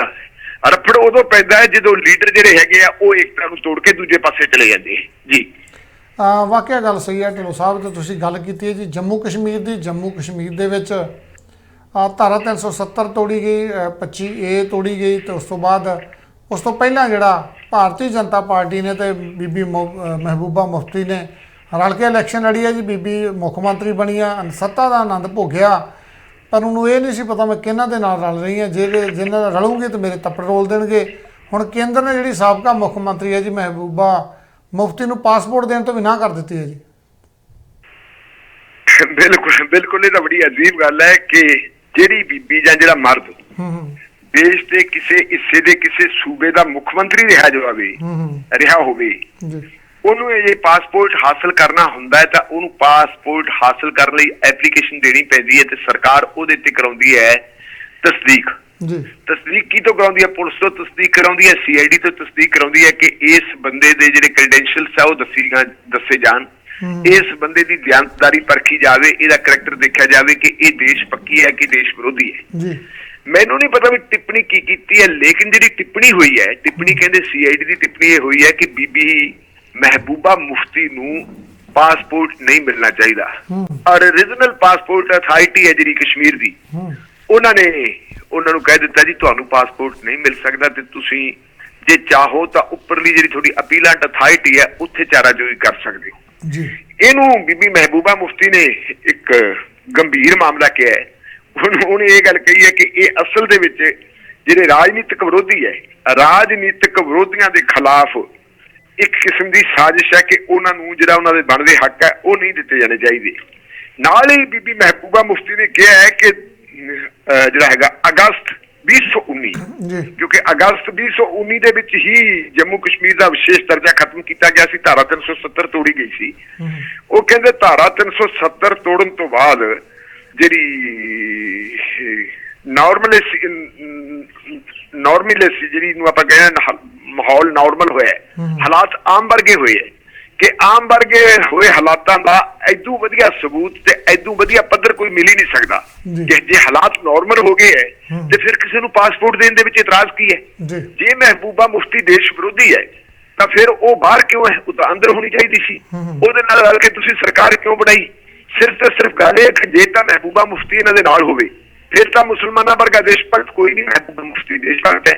ਮਹਿਬੂਬਾ ਮੁਫਤੀ ਇਹਨਾਂ ਦੇ ਨਾਲ ਨਹੀਂ ਤਾਂ ਫਿਰ ਉਹ ਦੇਸ਼ ਦੀ ਗਦਾਰ ਹੈ ਤੇ ਉਹਨੂੰ ਪਾਸਪੋਰਟ ਦੇਣ ਤੋਂ ਇਨਕਾਰ ਕਰਦੇ ਹੋ। ਮੇਰੇ ਖਿਆਲ ਮੁਤਾਬਕ ਜਿੰਨੀ ਦੁਰਵਰਤੋਂ ਸਿਆਸੀ ਤਾਕਤ ਦੀ, ਸਿਆਸੀ ਮਸ਼ੀਨਰੀ ਦੀ ਭਾਰਤੀ ਜਨਤਾ ਪਾਰਟੀ ਕਰਦੀ ਹੈ, ਇੰਨੀ ਦੁਰਵਰਤੋਂ ਤਾਂ ਕੋਈ ਵੀ ਨਹੀਂ ਕਰਦਾ। ਜੇ ਆਪਾਂ ਦੇਖੀਏ ਭਾਰਤ ਦੇ ਵਿੱਚ ਸਿਮਰਜੀਤ ਸਿੰਘ ਮਾਨ ਜਿਹੜੇ ਹੈਗੇ ਆ ਉਹ ਖਾਲਿਸਤਾਨ ਦੇ ਬਹੁਤ ਵੱਡੇ ਹੁੰਦੀ ਹੈ। ਢਿੱਲੋਂ ਸਾਹਿਬ ਤੁਹਾਡੀ ਆਵਾਜ਼ ਕੱਟ ਕੇ ਆਉਣ ਲੱਗ ਪਈ ਮਾੜਾ, ਤੁਹਾਡੀ ਆਵਾਜ਼ ਕੱਟ ਕੇ ਆਉਣ ਲੱਗ ਪਈ ਢਿੱਲੋਂ ਸਾਹਿਬ, ਮਾੜਾ ਚੈੱਕ ਕਰਿਓ ਪਲੀਜ਼। ਮੈਂ ਲੋਕੇਸ਼ਨ ਚੇਂਜ ਕਰਨਾ ਜੀ। ਉਹਨਾਂ ਹੈਲੋ ਹੁਣ ਆ ਰਹੀ ਹੈ ਜੀ? ਹਾਂਜੀ ਹੁਣ ਸਹੀ ਹੈ ਜੀ। ਹਾਂ, ਸਿਮਰਜੀਤ ਸਿੰਘ ਮਾਨ ਨੂੰ ਵੀ ਭਾਰਤ ਸਰਕਾਰ ਨੇ ਪਾਸਪੋਰਟ ਦੇਣ ਤੋਂ ਇਨਕਾਰ ਕਰ ਦਿੱਤਾ ਸੀ ਜੀ, ਔਰ ਉਹਨਾਂ ਨੂੰ ਅਦਾਲਤ ਦਾ ਦਰਵਾਜ਼ਾ ਖੜਕਾਉਣਾ ਪਿਆ ਸੀ ਤੇ ਫਿਰ ਅਦਾਲਤ ਦੇ ਹੁਕਮ ਦੇ ਉੱਤੇ ਭਾਰਤ ਸਰਕਾਰ ਨੇ ਉਹਨਾਂ ਨੂੰ ਪਾਸਪੋਰਟ ਦਿੱਤਾ ਸੀ। ਸੋ ਇੱਥੇ ਹੈ ਕਿ ਅਦਾਲਤਾਂ ਕਈ ਵਾਰੀ ਕਾਨੂੰਨ ਦੀ ਜਿਹੜੀ ਸਹੀ ਵਿਆਖਿਆ ਕਰਦੀ ਹੈ ਤੇ ਉਹ ਪਾਸਪੋਰਟ ਵਗੈਰਾ ਦਵਾ ਦਿੰਦੇ ਹੈ, ਲੇਕਿਨ ਸਰਕਾਰ ਜੇ ਤੁਹਾਡੇ ਜੇ ਸਾਹਮਣੇ ਵਾਲਾ ਬੰਦਾ ਪਾਸਪੋਰਟ ਮੰਗਣ ਵਾਲਾ ਰਾਜਨੀਤਿਕ ਤੌਰ ਤੇ ਤੁਹਾਡੇ ਨਾਲ ਸਹਿਮਤ ਨਹੀਂ, ਉਦੋਂ ਜਦੋਂ ਮਹਿਬੂਬਾ ਮੁਫਤੀ ਨੇ ਇਲੈਕਸ਼ਨ ਲੜੀ ਹੈ, ਭਾਰਤੀ ਜਨਤਾ ਪਾਰਟੀ ਨੇ ਇਹਨਾਂ ਦੇ ਖਿਲਾਫ ਇਲੈਕਸ਼ਨ ਲੜੀ ਸੀ, ਉਹਨਾਂ ਦਿਨਾਂ ਦੇ ਵਿੱਚ ਪ੍ਰਧਾਨ ਮੰਤਰੀ ਤੇ ਅਮਿਤ ਸ਼ਾਹ ਦੇ ਤੁਸੀਂ ਬਿਆਨ ਦੇਖੋ, ਉਹ ਕਹਿੰਦੇ ਹੁੰਦੇ ਸੀਗੇ ਕਿ ਬਾਪ ਬੇਟੀ ਕੀ ਜਿਹੜੀ ਹੈਗੀ ਹੈ ਸਰਕਾਰ ਨਹੀਂ ਬਣੇਗੀ। ਉਹ ਲੁੱਟ ਖਸੁੱਟ ਦੀਆਂ ਗੱਲਾਂ ਵੀ ਕਰਦੇ ਹੁੰਦੇ ਸੀ, ਇਹ ਇਲਜ਼ਾਮ ਲਾਉਂਦੇ ਹੁੰਦੇ ਸੀ ਕਿ ਇਹ ਬਾਪ ਬੇਟੀ ਜਿਹੜੇ ਹੈਗੇ ਆ ਇਹ ਪਾਕਿਸਤਾਨੀ ਦਹਿਸ਼ਤਗਰਦਾਂ ਦੀ ਮਦਦ ਕਰਦੇ ਹੈ, ਪਾਕਿਸਤਾਨ ਵਾਲੇ ਪਾਸੇ ਜਿਹੜੇ ਅੱਤਵਾਦੀ ਆਉਂਦੇ ਆ ਉਹਨਾਂ ਦੀ ਮਦਦ ਕਰਦੇ ਹੈ, ਜਿਹੜੇ ਲੋਕ ਅਲੱਗ ਦੇਸ਼ ਮੰਗਦੇ ਆ ਇਹ ਉਹਨਾਂ ਦੇ ਨਾਲ ਖੜੇ ਵੀ ਹੈ। ਪਹਿਲਾਂ ਇਹ ਇਲਜ਼ਾਮ, ਤੇ ਜਦੋਂ ਇਲੈਕਸ਼ਨ ਹੋ ਗਈ ਤੇ ਉਹਨਾਂ ਨਾਲ ਮਿਲ ਕੇ ਬਣਾਈ ਸਰਕਾਰ ਬਣਾਉਣ ਤੋਂ ਬਾਅਦ ਜਦੋਂ ਆਪਣਾ ਮਤਲਬ ਸਿੱਧ ਹੋ ਗਿਆ, ਸਾਰਾ ਕੰਟਰੋਲ ਆਪਦੇ ਹੱਥ ਵਿੱਚ ਆ ਗਿਆ, ਦੇਖ ਲਿਆ ਡਿਪਟੀ ਮੁੱਖ ਮੰਤਰੀ ਬਣ ਕੇ ਆਪਣੇ ਬੰਦੇ ਬਣਾ ਕੇ ਇਹਨਾਂ ਨੇ, ਉਸ ਵੇਲੇ ਉਹ ਸਰਕਾਰ ਤੋੜ ਦਿੱਤੀ ਤੇ ਹੁਣ ਉਹਨੂੰ ਪਾਸਪੋਰਟ ਦੇਣ ਤੋਂ ਇਨਕਾਰ ਕਰਨਾ, ਮੇਰਾ ਖਿਆਲ ਹੈ ਵੀ ਇਦੋਂ ਵੱਡਾ ਧੱਕਾ ਤਾਂ ਕੋਈ ਹੋਰ ਹੋ ਨਹੀਂ ਸਕਦਾ। ਇਸ ਸਿਰੇ ਦੀ ਆਪਾਂ ਇਹਨੂੰ ਕਹਿ ਸਕਦੇ ਕਿ ਸਿਰੇ ਦੀ ਜਿਹੜੀ ਹੈਗੀ ਹੈ ਭਾਰਤੀ ਜਨਤਾ ਪਾਰਟੀ ਦੀ ਜਿਹੜੀ ਸੰਕੀਰਨ ਸੋਚ ਹੈ, ਸੌੜੀ ਸੋਚ ਹੈ, ਇਹ ਉਹਦਾ ਨਤੀਜਾ ਹੈ ਜੀ। ਹਾਂ ਬਿਲਕੁਲ ਜੀ। ਲਾਸਟ ਖਬਰ ਹੈ ਜੀ, ਕਹਿੰਦੇ ਅਨਿਲ ਦੇਸ਼ਮੁਖ ਮਹਾਰਾਸ਼ਟਰ ਦਾ ਕਹਿੰਦੇ ਐਕਸੀਡੈਂਟਲ ਗ੍ਰਹਿ ਮੰਤਰੀ ਆ ਸੰਜੇ ਰਾਉਤ ਨੇ ਜੀ। ਸੰਜੇ ਰਾਉਤ ਜਿਹੜੇ ਹੈਗੇ ਜੀ ਸਾਹਮਣਾ ਦਾ ਐਡੀਟਰ ਹੈ ਔਰ ਉਧਵ ਠਾਕਰੇ ਦਾ ਬਹੁਤ ਵੱਡਾ ਕਰੀਬੀ ਹੈ। ਸ਼ੁਰੂ ਦੇ ਇਹ ਹਰ ਚੀਜ਼ ਜਿਹੜੀ ਹੈਗੀ ਹੈ ਸਰਕਾਰ ਨਹੀਂ ਬੋਲਦੀ, ਉੱਥੇ ਇਹੀ ਬੋਲਦਾ ਹੈ, ਜਾਂ ਸ਼ਿਵ ਸੈਨਾ ਨਹੀਂ ਬੋਲਦੀ, ਸ਼ਿਵ ਸੈਨਾ ਵੱਲੋਂ ਇਹੀ ਬੋਲਦਾ ਹੈ। ਔਰ ਇਹਦਾ ਨਤੀਜਾ ਇਹ ਹੋਇਆ ਕਿ ਸ਼ਿਵ ਸੈਨਾ ਤੇ ਐਨਸੀਪੀ ਜਿਹੜੀ ਸ਼ਰਦ ਪਵਾਰ ਦੀ ਪਾਰਟੀ ਹੈ, ਨੈਸ਼ਨਲਿਸਟ ਕਾਂਗਰਸ ਪਾਰਟੀ, ਇਹਨਾਂ ਦੇ ਦਰਮਿਆਨ ਮਤਭੇਦ ਪੈਦਾ ਹੋ ਗਏ ਹੈ। ਐਕਸੀਡੈਂਟਲ ਹੋਮ ਮਿਨਿਸਟਰ ਕਿਹਾ ਨੇ, ਇੱਕ ਸੰਜੇ ਬਰੂਆ ਹੁੰਦਾ ਸੀ ਪੱਤਰਕਾਰ, ਅੱਜ ਵੀ ਜਿਉਂਦਾ ਵੈਸੇ, ਉਹ ਡਾਕਟਰ ਮਨਮੋਹਨ ਸਿੰਘ ਦਾ ਮੀਡੀਆ ਐਡਵਾਈਜ਼ਰ ਹੁੰਦਾ ਸੀ ਜੀ। ਉਹਨੇ ਵੀ ਡਾਕਟਰ ਮਨਮੋਹਨ ਸਿੰਘ ਬਾਰੇ ਇੱਕ ਕਿਤਾਬ ਲਿਖੀ ਹੈ ਤੇ ਉਹਦੇ ਵਿੱਚ ਲਿਖਿਆ ਸੀ ਐਕਸੀਡੈਂਟਲ ਪ੍ਰਾਈਮ ਮਿਨਿਸਟਰ। ਇਹੀ ਗੱਲ ਹੁਣ ਸੰਜੇ ਰਾਉਤ ਨੇ ਕਹੀ ਹੈ। ਸੰਜੇ ਰਾਉਤ ਨੇ ਕਿਹਾ ਕਿ ਐਨਸੀਪੀ ਦੇ ਅੰਦਰੋਂ ਵੀ ਇਹ ਵਿਰੋਧ ਹੋ ਰਿਹਾ ਸੀ ਕਿ ਇਸ ਬੰਦੇ ਨੂੰ ਮੰਤਰੀ ਨਾ ਬਣਾਇਆ ਜਾਵੇ, ਲੇਕਿਨ ਜਿਹੜਾ ਸ਼ਰਦ ਪਵਾਰ ਹੈ ਉਹਨੇ ਸਭ ਦੇ ਪ੍ਰੈਸ਼ਰ ਨੂੰ ਇਗਨੋਰ ਕਰਕੇ ਤੇ ਸੰਜੇ ਰਾਉਤ ਨੂੰ ਬਣਾ ਦਿੱਤਾ ਸੀ। ਉਹਨੇ ਜਿਹੜਾ ਸਚਿਨ ਬਜੇ ਨਾਂ ਦਾ ਇੱਕ ਇੰਸਪੈਕਟਰ ਹੈ ਜਿਹਨੂੰ ਗ੍ਰਿਫਤਾਰ ਕੀਤਾ ਹੈ ਇੱਕ ਕਤਲ ਦੇ ਮਾਮਲੇ ਦੇ ਵਿੱਚ, ਮਨਮੁਖ ਹੀਰੇਨ ਦੇ ਮਾਮਲੇ ਦੇ ਵਿੱਚ, NIA ਨੇ ਸ਼ੁਰੂ ਦੇ ਵਿੱਚ ਇਹ ਕਿਹਾ ਸੀ ਕਿ NIA ਜਿਹੜਾ ਗੁਜਰਾਤ ਦੇ ਮਾਮਲੇ 'ਚ ਦਖਲਅੰਦਾਜ਼ੀ ਕਰਦੀ ਹੈ, ਲੇਕਿਨ ਸੰਜੇ ਰਾਉਤ ਨੇ ਹੁਣੇ ਗੱਲ ਕਹਿ ਦਿੱਤੀ ਹੈ ਕਿ ਇਉਂ ਲੱਗਦਾ ਹੈ ਕਿ ਉਸ ਬੰਦੇ ਨੂੰ ਕਿਸੇ ਰਾਜਸੀ ਇੱਛਾ ਦੀ ਵਜ੍ਹਾ ਕਾਰਨ ਜਾਂ ਰਾਜਸੀ ਇੱਛਾ ਤੋਂ ਬਾਅਦ ਆਰਥਿਕ ਇੱਛਾ ਦੀ ਵਜ੍ਹਾ ਕਾਰਨ ਭਾਵ ਲੁੱਟ ਖਸੁੱਟ ਕਰਨ ਵਾਸਤੇ ਉਹਨੂੰ ਇੰਨੀ ਜ਼ਿਆਦਾ ਤਾਕਤ ਦਿੱਤੀ ਗਈ ਸੀ। ਇਹਦੇ ਨਾਲ ਦੋਨਾਂ ਪਾਰਟੀਆਂ ਦੇ ਦਰਮਿਆਨ ਜਿਹੜੀ ਹੈ ਕਸ਼ਮਕਸ਼ ਪੈਦਾ ਹੋਈ ਹੈ ਔਰ ਇਹ ਵੀ ਖਬਰਾਂ ਆ ਰਹੀਆਂ ਕਿ ਸ਼ਾਇਦ ਸ਼ਰਦ ਪਵਾਰ ਨੂੰ ਟਟੋਲਣਾ ਸ਼ੁਰੂ ਕਰ ਦਿੱਤਾ ਭਾਰਤੀ ਜਨਤਾ ਪਾਰਟੀ ਨੇ ਤੇ ਅਮਿਤ ਸ਼ਾਹ ਨੇ ਉਹਨਾਂ ਦੇ ਨਾਲ ਤਾਲਮੇਲ ਵੀ ਜਿਹੜਾ ਬਣਾਇਆ ਹੋਇਆ ਹੈ। ਤਾਂ ਲੱਗਦਾ ਇਹ ਹੈ ਕਿ ਜੇ ਇਸ ਸਰਕਾਰ ਨੂੰ ਟਿਕਣ ਵਾਸਤੇ ਸਰਕਾਰ ਦੇ ਹਿੱਸੇਦਾਰੀ ਇਸ ਕਿਸਮ ਦੀਆਂ ਗੱਲਾਂ ਕਰ ਲਾਂਗੇ ਤਾਂ ਸਰਕਾਰ ਬਹੁਤਾ ਲੰਬਾ ਸਮਾਂ ਬਚ ਨਹੀਂ ਸਕਦੀ ਮਹਾਰਾਸ਼ਟਰ ਦੀ ਜੀ। ਹਾਂ ਬਿਲਕੁਲ ਜੀ। ਢਿੱਲੋਂ ਸਾਹਿਬ ਇੱਕ ਤੁਹਾਡੇ ਕੋਲ ਕਮੈਂਟ ਮੈਂ ਚਾਹੁੰਦਾ, ਜਿਸ ਤਰ੍ਹਾਂ ਪ੍ਰਧਾਨ ਮੰਤਰੀ ਨਰਿੰਦਰ ਮੋਦੀ ਬੰਗਲਾਦੇਸ਼ ਦੇ ਵਿੱਚ ਗਏ ਆ ਤਾਂ ਉੱਥੇ ਜਾ ਕੇ ਫਿਰ ਉਹਨਾਂ ਨੇ ਇੱਕ ਬੜਾ ਵੱਡਾ ਝੂਠ ਬੋਲ ਦਿੱਤਾ। ਕਹਿੰਦੇ ਜੀ ਜਦੋਂ ਬੰਗਲਾਦੇਸ਼ ਬਣਨਾ ਸੀਗਾ ਤਾਂ ਮੈਂ ਉਦੋਂ ਸੱਤਿਆਗ੍ਰਹਿ ਕੀਤਾ। ਸੱਤਿਆਗ੍ਰਹਿ ਤਾਂ ਮਹਾਤਮਾ ਗਾਂਧੀ ਨੇ ਕੀਤਾ ਸੀ, ਇਹ ਉਦੋਂ ਕਿੱਥੇ ਸੀਗਾ ਜੀ? ਉੱਦਾਂ ਹੀ ਝੂਠ ਬੋਲ ਦੇਣਾ। ਜੇ ਇਹਨੇ ਸੱਤਿਆਗ੍ਰਹਿ ਕੀਤਾ, ਅੰਦੋਲਨ ਕੀਤਾ, ਫਿਰ ਤਾਂ ਇਹਦੇ ਵੀ ਅੰਦੋਲਨਕਾਰੀ ਹੋ ਗਿਆ ਨਾ, ਜਿੱਦਾਂ ਕਿਸਾਨਾਂ ਨੂੰ ਕਹਿੰਦੇ ਅੰਦੋਲਨਕਾਰੀ, ਫਿਰ ਤੇ ਵੀ ਅੰਦੋਲਨਕਾਰੀ ਹੋਇਆ। ਦੇਖੋ ਗੱਲ ਹੈ, ਪ੍ਰਧਾਨ ਮੰਤਰੀ ਨੇ ਉੱਥੇ ਜਾ ਕੇ ਜਿਹੜੀ ਗੱਲ ਕਹੀ ਹੈ ਉਹ ਉਹਨਾਂ ਨੇ ਬੰਗਾਲ ਦੀਆਂ ਚੋਣਾਂ ਨੂੰ ਐਡਰੈਸ ਹੋਏ ਹੈ ਜੀ, ਕਿਉਂਕਿ ਬੰਗਾਲ ਦੇ ਵਿੱਚ ਚੋਣਾਂ ਹੋਈਆਂ ਤੇ ਬੰਗਾਲੀਆਂ ਦੀਆਂ ਵੋਟਾਂ ਚਾਹੀਦੀਆਂ। ਇੱਕ ਉੱਥੇ ਵਿਸ਼ੇਸ਼ ਮਛੂਆ ਭਾਈਚਾਰਾ ਹੈ ਜਿਹੜਾ ਬੰਗਲਾਦੇਸ਼ ਦੇ ਵਿੱਚੋਂ ਆਪਣੇ ਦੇਸ਼ ਦੇ ਵਿੱਚ ਵੀ ਆਇਆ ਤੇ ਉਹਨਾਂ ਦਾ ਮੰਦਿਰ ਵੀ ਹੈ ਉਸ ਮੰਦਿਰ ਦੇ ਵਿੱਚ ਵੀ ਗਏ ਤੇ ਉਸ ਭਾਈਚਾਰੇ ਦਾ ਗੁਣਗਾਨ ਵੀ ਕੀਤਾ ਹੈ। ਉਸ ਭਾਈਚਾਰੇ ਦੀਆਂ ਕਾਫੀ ਸਾਰੀਆਂ ਵੋਟਾਂ ਉਹ ਵੋਟਾਂ ਇੱਧਰ ਲੈਣ ਵਾਸਤੇ। ਸੱਤਿਆਗ੍ਰਹਿ ਦਾ ਮਤਲਬ ਇਹ ਹੁੰਦਾ, ਚਲੋ ਮਹਾਤਮਾ ਗਾਂਧੀ ਨੇ ਸੱਤਿਆਗ੍ਰਹਿ ਸ਼ੁਰੂ ਕੀਤਾ ਸੀ, ਫਿਰ ਤੋਂ ਉਹਨਾਂ ਨੇ ਪਾਈ ਸੀ, ਪਰ ਸੱਤਿਆਗ੍ਰਹਿ ਦਾ ਮਤਲਬ ਇਹ ਹੁੰਦਾ ਕਿ ਪੁਰਅਮਨ ਰਹਿ ਕੇ ਸਰਕਾਰ ਦੇ ਵਿਰੋਧ ਦੇ ਵਿੱਚ ਬੰਦੇ ਨੇ ਜਦੋਜਹਿਦ ਕਰਨੀ। 1971 ਦੇ ਵਿੱਚ ਜਦੋਂ ਬੰਗਲਾਦੇਸ਼ ਬਣਿਆ ਵਾ, ਸੱਤਿਆਗ੍ਰਹਿ ਦੀ ਤਾਂ ਲੋੜ ਹੀ ਨਹੀਂ ਪਈ। ਕਿਉਂ ਨਹੀਂ ਲੋੜ ਪਈ? ਕਿਉਂਕਿ ਉਸ ਵੇਲੇ ਦੀ ਜਿਹੜੀ ਪ੍ਰਧਾਨ ਮੰਤਰੀ ਹੈ ਇੰਦਰਾ ਗਾਂਧੀ ਤਾਂ ਆਪ ਹੱਕ ਦੇ ਵਿੱਚ ਸੀ ਕਿ ਬੰਗਲਾਦੇਸ਼ ਬਣੇ। ਇੰਦਰਾ ਗਾਂਧੀ ਨੇ ਉਦੋਂ ਰਸ਼ੀਆ ਦੇ ਨਾਲ ਸਮਝੌਤਾ ਕਰਕੇ ਔਰ ਰਸ਼ੀਆ ਦੀ ਮਦਦ ਲੈ ਕੇ ਪਾਕਿਸਤਾਨ ਦੇ 2 ਟੁਕੜੇ ਕੀਤੇ। ਸੱਤਿਆਗ੍ਰਹਿ ਤਾਂ ਆਪਾਂ ਉਦੋਂ ਕਰਦੇ ਹੁੰਦੇ ਆ ਨਾ ਜਦੋਂ ਸਰਕਾਰ ਤੋਂ ਕੋਈ ਮੰਗਾਂ ਬਣਾਉਣੀਆਂ ਹੋਣ। ਭਾਰਤ ਦੀ ਸਰਕਾਰ ਬੰਗਲਾਦੇਸ਼ ਦੇ ਪਾਕਿਸਤਾਨ ਦੇ 2 ਟੁਕੜੇ ਕਰਕੇ ਇੱਕ ਬੰਗਲਾਦੇਸ਼ ਬਣਾਉਣਾ ਚਾਹੁੰਦੀ ਸੀ। ਬੰਗਲਾਦੇਸ਼ ਬਣ ਗਿਆ ਤੇ ਇਹਨੇ ਸੱਤਿਆਗ੍ਰਹਿ ਕਿੱਥੇ ਕਰ ਲਈ? ਇੱਕ ਇੰਟਰਸਟਿੰਗ ਗੱਲ ਮੈਂ ਤੁਹਾਨੂੰ ਹੋਰ ਦੱਸਾਂ। ਇੱਕ ਵਕੀਲ ਨੇ RTI ਪਾਤੀ। ਉਹ RTI ਪਾਈ ਆ ਉਹਨੇ ਕਿ ਇਹ ਦੱਸਿਆ ਜਾਵੇ ਕਿ ਜਦੋਂ ਇਹਨਾਂ ਨੇ ਸੱਤਿਆਗ੍ਰਹਿ ਕੀਤਾ ਸੀ, ਸੱਤਿਆਗ੍ਰਹਿ ਕਿੱਥੇ ਕੀਤਾ ਸੀ, ਇਹਨਾਂ ਨੂੰ ਗ੍ਰਿਫਤਾਰ ਕੀਤਾ ਤਾਂ ਕਿਹੜੇ ਦੋਸ਼ਾਂ ਦੇ ਹੇਠ ਗ੍ਰਿਫਤਾਰ ਕੀਤਾ ਹੈ ਤੇ ਕਿਹੜੀ ਜੇਲ੍ਹ ਦੇ ਵਿੱਚ ਪ੍ਰਧਾਨ ਮੰਤਰੀ ਨੂੰ ਰੱਖਿਆ ਗਿਆ, RTI 'ਚ ਸੂਚਨਾ ਦਿੱਤੀ ਜਾਵੇ। ਹੁਣ ਆਪਾਂ ਦੇਖਾਂਗੇ ਕਿ RTI ਪਾਈ ਕਿਹਨੂੰ ਹੈ? ਪ੍ਰਧਾਨ ਮੰਤਰੀ ਦਫ਼ਤਰ ਨੂੰ ਪਾਈ ਹੈ ਕਿ ਤੁਸੀਂ ਨਰਿੰਦਰ ਮੋਦੀ ਸਾਹਿਬ ਦਾ ਸਾਰਾ ਲੇਖਾ ਜੋਖਾ ਪੇਸ਼ ਕਰੋ। ਇੱਥੋਂ ਹੀਜ ਪਿਆਜ ਸਾਰਾ ਹੀ ਨੰਗਾ ਹੋ ਜਾਣਾ ਹੈ ਤੇ ਮੇਰਾ ਖਿਆਲ ਆ ਵੀ ਸ਼ਾਇਦ ਹੀ ਜਿਹੜਾ ਹੈਗਾ ਇਸ RTI ਦਾ ਜਵਾਬ ਮਿਲੇ, ਉਵੇਂ ਜਿਵੇਂ ਕਿ ਉਹਨਾਂ ਦੀ ਡਿਗਰੀ ਦਾ ਜਵਾਬ ਨਹੀਂ ਮਿਲਿਆ ਹਾਲੇ ਤੱਕ। ਬਿਲਕੁਲ ਜੀ, ਟਰੋਲ ਹੋ ਰਿਹਾ ਪੂਰੀ ਦੁਨੀਆ ਦੇ ਵਿੱਚ। ਬੰਗਲਾਦੇਸ਼ ਵੀ ਟਰੋਲ ਹੋ ਰਿਹਾ ਵੀ ਕਦੋਂ ਇਹਨੇ ਆਜ਼ਾਦੀ ਦੇ ਵਾਸਤੇ ਸੱਤਿਆਗ੍ਰਹਿ ਕੀਤਾ। ਐਡਾ ਵੱਡਾ ਗੱਪੀ ਪ੍ਰਧਾਨ ਮੰਤਰੀ ਭਾਰਤ ਦਾ, ਬੜੀ ਸ਼ਰਮ ਵਾਲੀ ਗੱਲ ਆ। ਬਹੁਤ ਬਹੁਤ ਧੰਨਵਾਦ ਜੀ ਇੰਨੀ ਭਰਪੂਰ ਜਾਣਕਾਰੀ ਦੇਣ ਵਾਸਤੇ। ਮਿਹਰਬਾਨੀ ਜੀ, ਸ਼ੁਕਰੀਆ। ਸਾਰੇ ਦਰਸ਼ਕਾਂ ਨੂੰ, ਸਰੋਤਿਆਂ ਨੂੰ ਪਿਆਰ ਭਰੀ ਸਤਿ ਸ੍ਰੀ ਅਕਾਲ। ਸਤਿ ਸ੍ਰੀ ਅਕਾਲ ਜੀ। ਜੀ ਦੋਸਤੋ, ਆਪਣਾ ਪ੍ਰੋਗਰਾਮ ਦਾ ਸਮਾਂ ਸਮਾਪਤ ਆ। ਸਵੇਰੇ 9 ਵਜੇ ਤੋਂ ਲੈ ਕੇ 11 ਵਜੇ ਤੱਕ ਫਿਰ ਤੁਹਾਡੇ ਨਾਲ ਜੁੜਾਂਗੇ PTN 24 ਤੇ ਨਾਲ ਹੀ ਰੇਡੀਓ 1690 AM ਤੇ। ਮੈਨੂੰ ਵੀ ਇੱਥੇ ਦਿਓ ਇਜਾਜ਼ਤ। ਨਾਨਕ ਨਾਮ ਚੜ੍ਹਦੀ ਕਲਾ, ਤੇਰੇ ਭਾਣੇ ਸਰਬੱਤ ਦਾ ਭਲਾ। ਸਤਿ ਸ਼੍ਰੀ ਅਕਾਲ।